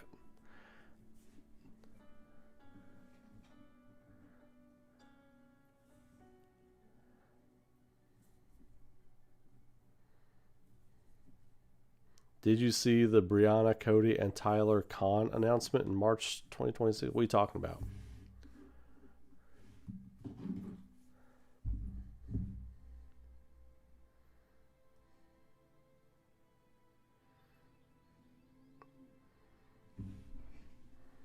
They're doing their own convention?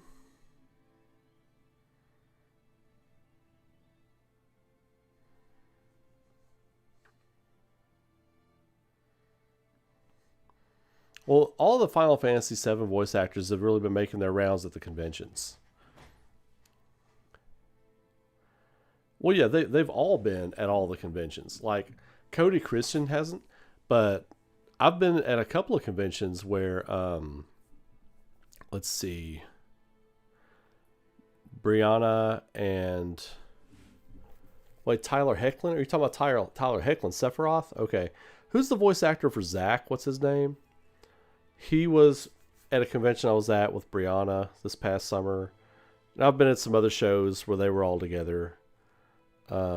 Actually, like every other convention I'm a guest at, I feel like they're a guest there too. So it's... or I may not even be a guest there. I'm just tabling at the convention or whatever, showcasing and promoting. But I feel like they're at almost every convention I go to.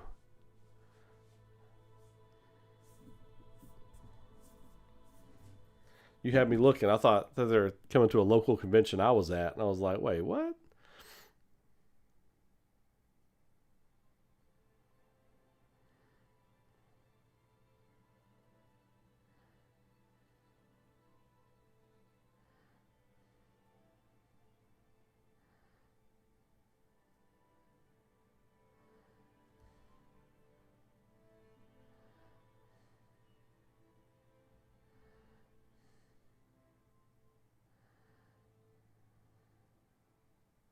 Mm-mm. Yeah, that's cool. Like, Tyler Hoechlin doesn't make these shows, and Cody Christian doesn't either. So there could be something to that, but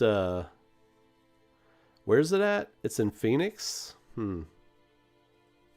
I can't think of any big conventions in Phoenix. Now, if it was like at a Comic-Con, San Diego Comic-Con, or like New York Comic-Con or something like that, I could see that being a thing. The Sega remasters are great. I still need to play that Shinobi game. God, I've had such good intentions. I just can't get to it right now. It drives me crazy a little bit because I really want to play it.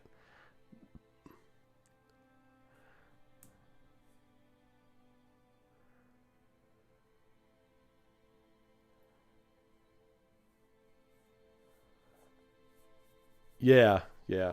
A lot of those developers are like that with stuff. And, you know, if Square Enix wasn't remaking and remastering everything in their old catalog, I would believe that's what they were doing too. They're just, you know, we're gonna remaster Live Alive. We're gonna give you Octopath Zero. We're gonna do all these other games, but we're not even gonna do a HD 2D remaster of Chrono Trigger.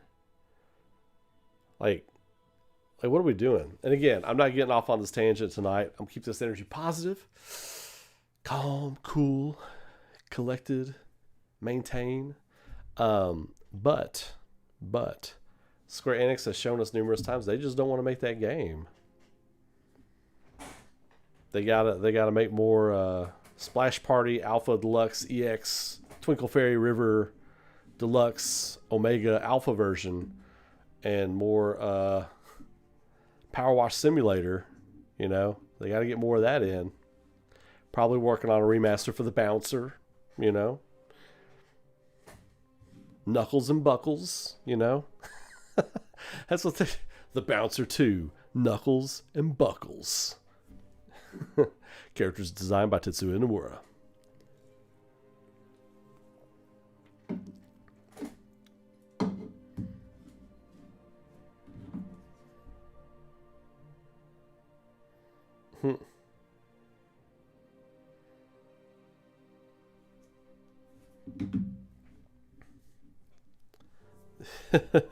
You know the bouncer's going to happen before Chrono Trigger. You know it. Look, I don't even need like a Chrono Trigger remake or remaster or anything like that. I'd love a Chrono 3, you know? Give me the story after Chrono Cross. Give me the story between Chrono Trigger and Chrono Cross. Do Chrono Break. Do whatever, you know?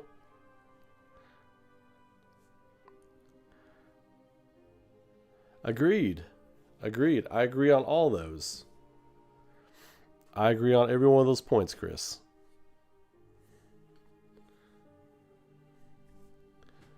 But yeah, Xenogears especially, like, I did not share with you all. Made me think of it. I actually put it on my PS2 shelf back here because I found it the other day. I found one of my holy grail PlayStation 2 games at a half-price books recently. I think I've talked about it on the channel before. Here, let me check it out.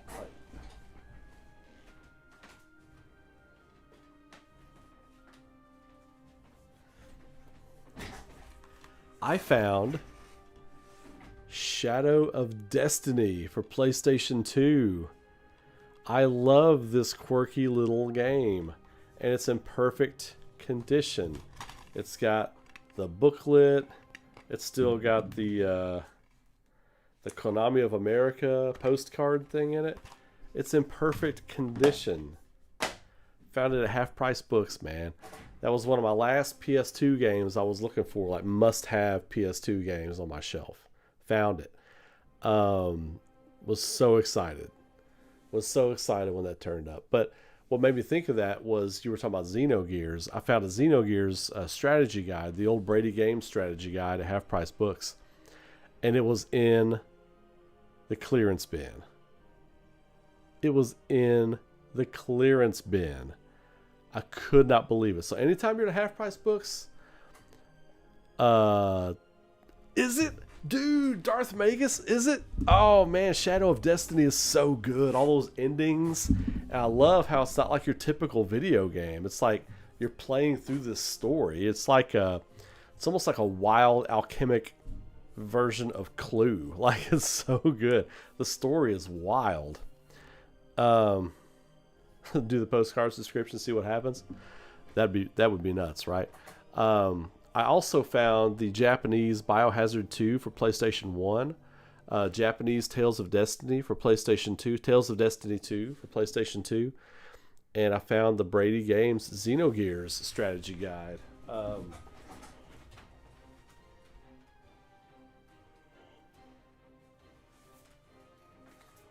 And it's in like perfect condition. And it was in the clearance bin. All the pages, all the artwork, it's not written in.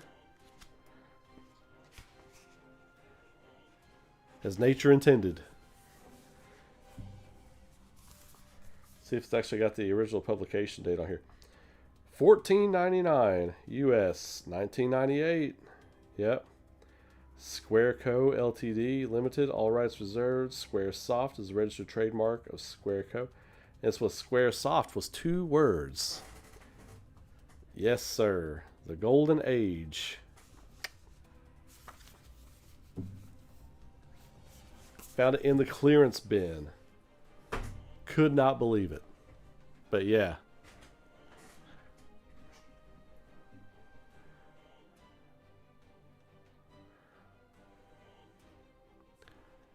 Envoy of Justice, I'd be all in. Magus is my favorite character. Magus is my favorite character in all of the Chrono story. And plus, when you think about it, that he's pretty much, he's Surge, you know, like a reincarnation of Surge.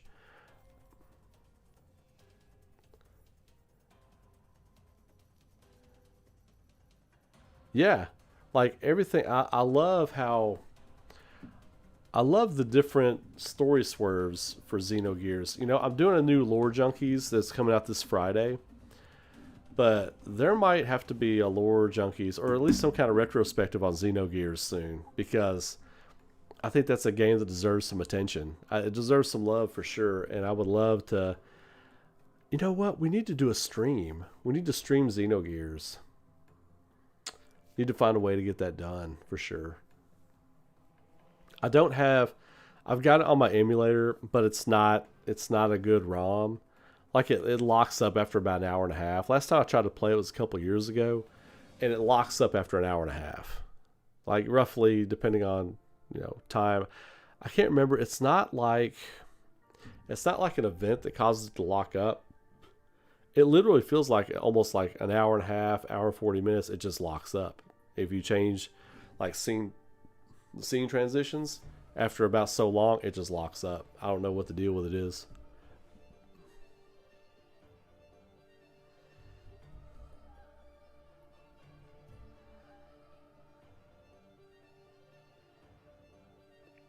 Yeah, it's a charming game too, to be sure, and the artwork in the game is fantastic.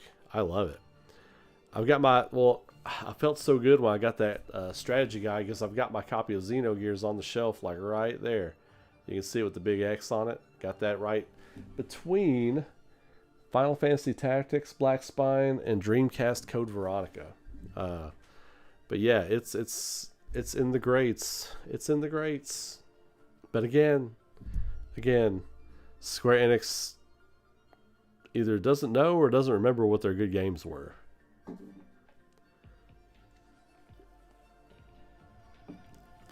Shoo.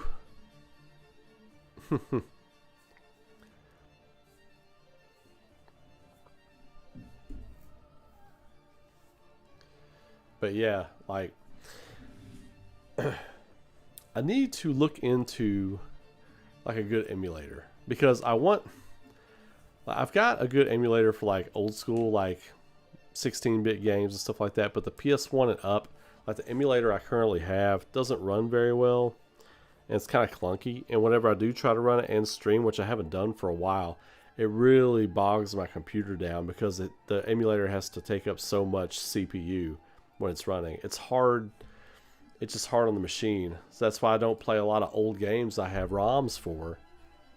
And I don't know if I would play a game if I didn't have it on the shelf. Like I've got pretty much everything I'd want to play on my shelf, but you know, getting a PS1 to link up and work, one that still works, you know, it's kind of hard, but I don't know. We'll figure it out because I need to play Grand Stream Saga.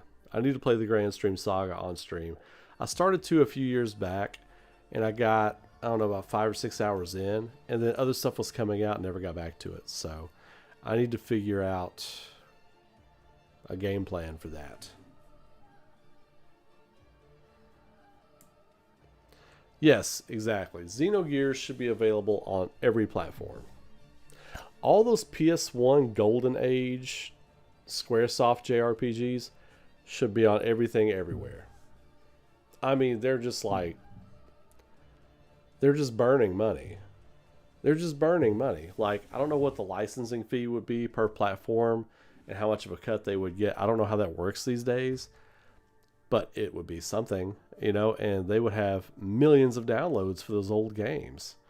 Like, if Square Enix got like $3-4 a cut for every sale, depending on licensing deals or whatever, you know, you sell 2 million copies, you're looking at $10 million if you get $5 a cut. It's $10 million to go into something or whatever.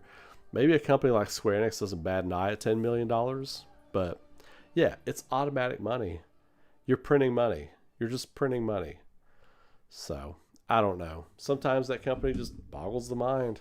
Boggles the mind. But we shall see what happens. But anyway, it's getting late, and I've got to clock in the animation studio for an ARAURA animation shift. I'm working on background animation and stuff like that tonight. So I'm hoping to maybe stream on that channel tomorrow afternoon sometime. So, but we'll see. I'll probably live stream on there tomorrow a little bit, and then be live here tomorrow night for Kaufman Night Tuesday night. We'll be getting into some things, playing some games, having a good time like we always do. And so I'm going to hop off here for the night. Thank you all for tuning in. That Game Awards discussion, going through the nominees, figuring out who's actually going to win, what's actually going on, all that kind of good stuff. And if I think of any cool surprises, I'll share them with you all tomorrow. Surprises I'd want to see at the Game Awards, you know. But anyway, until then, you all have a great night. Be safe, be good to each other, keep rocking. And I will see you all in the next video or live stream, whichever one you catch. I will see you there. You all have a great night. Take care.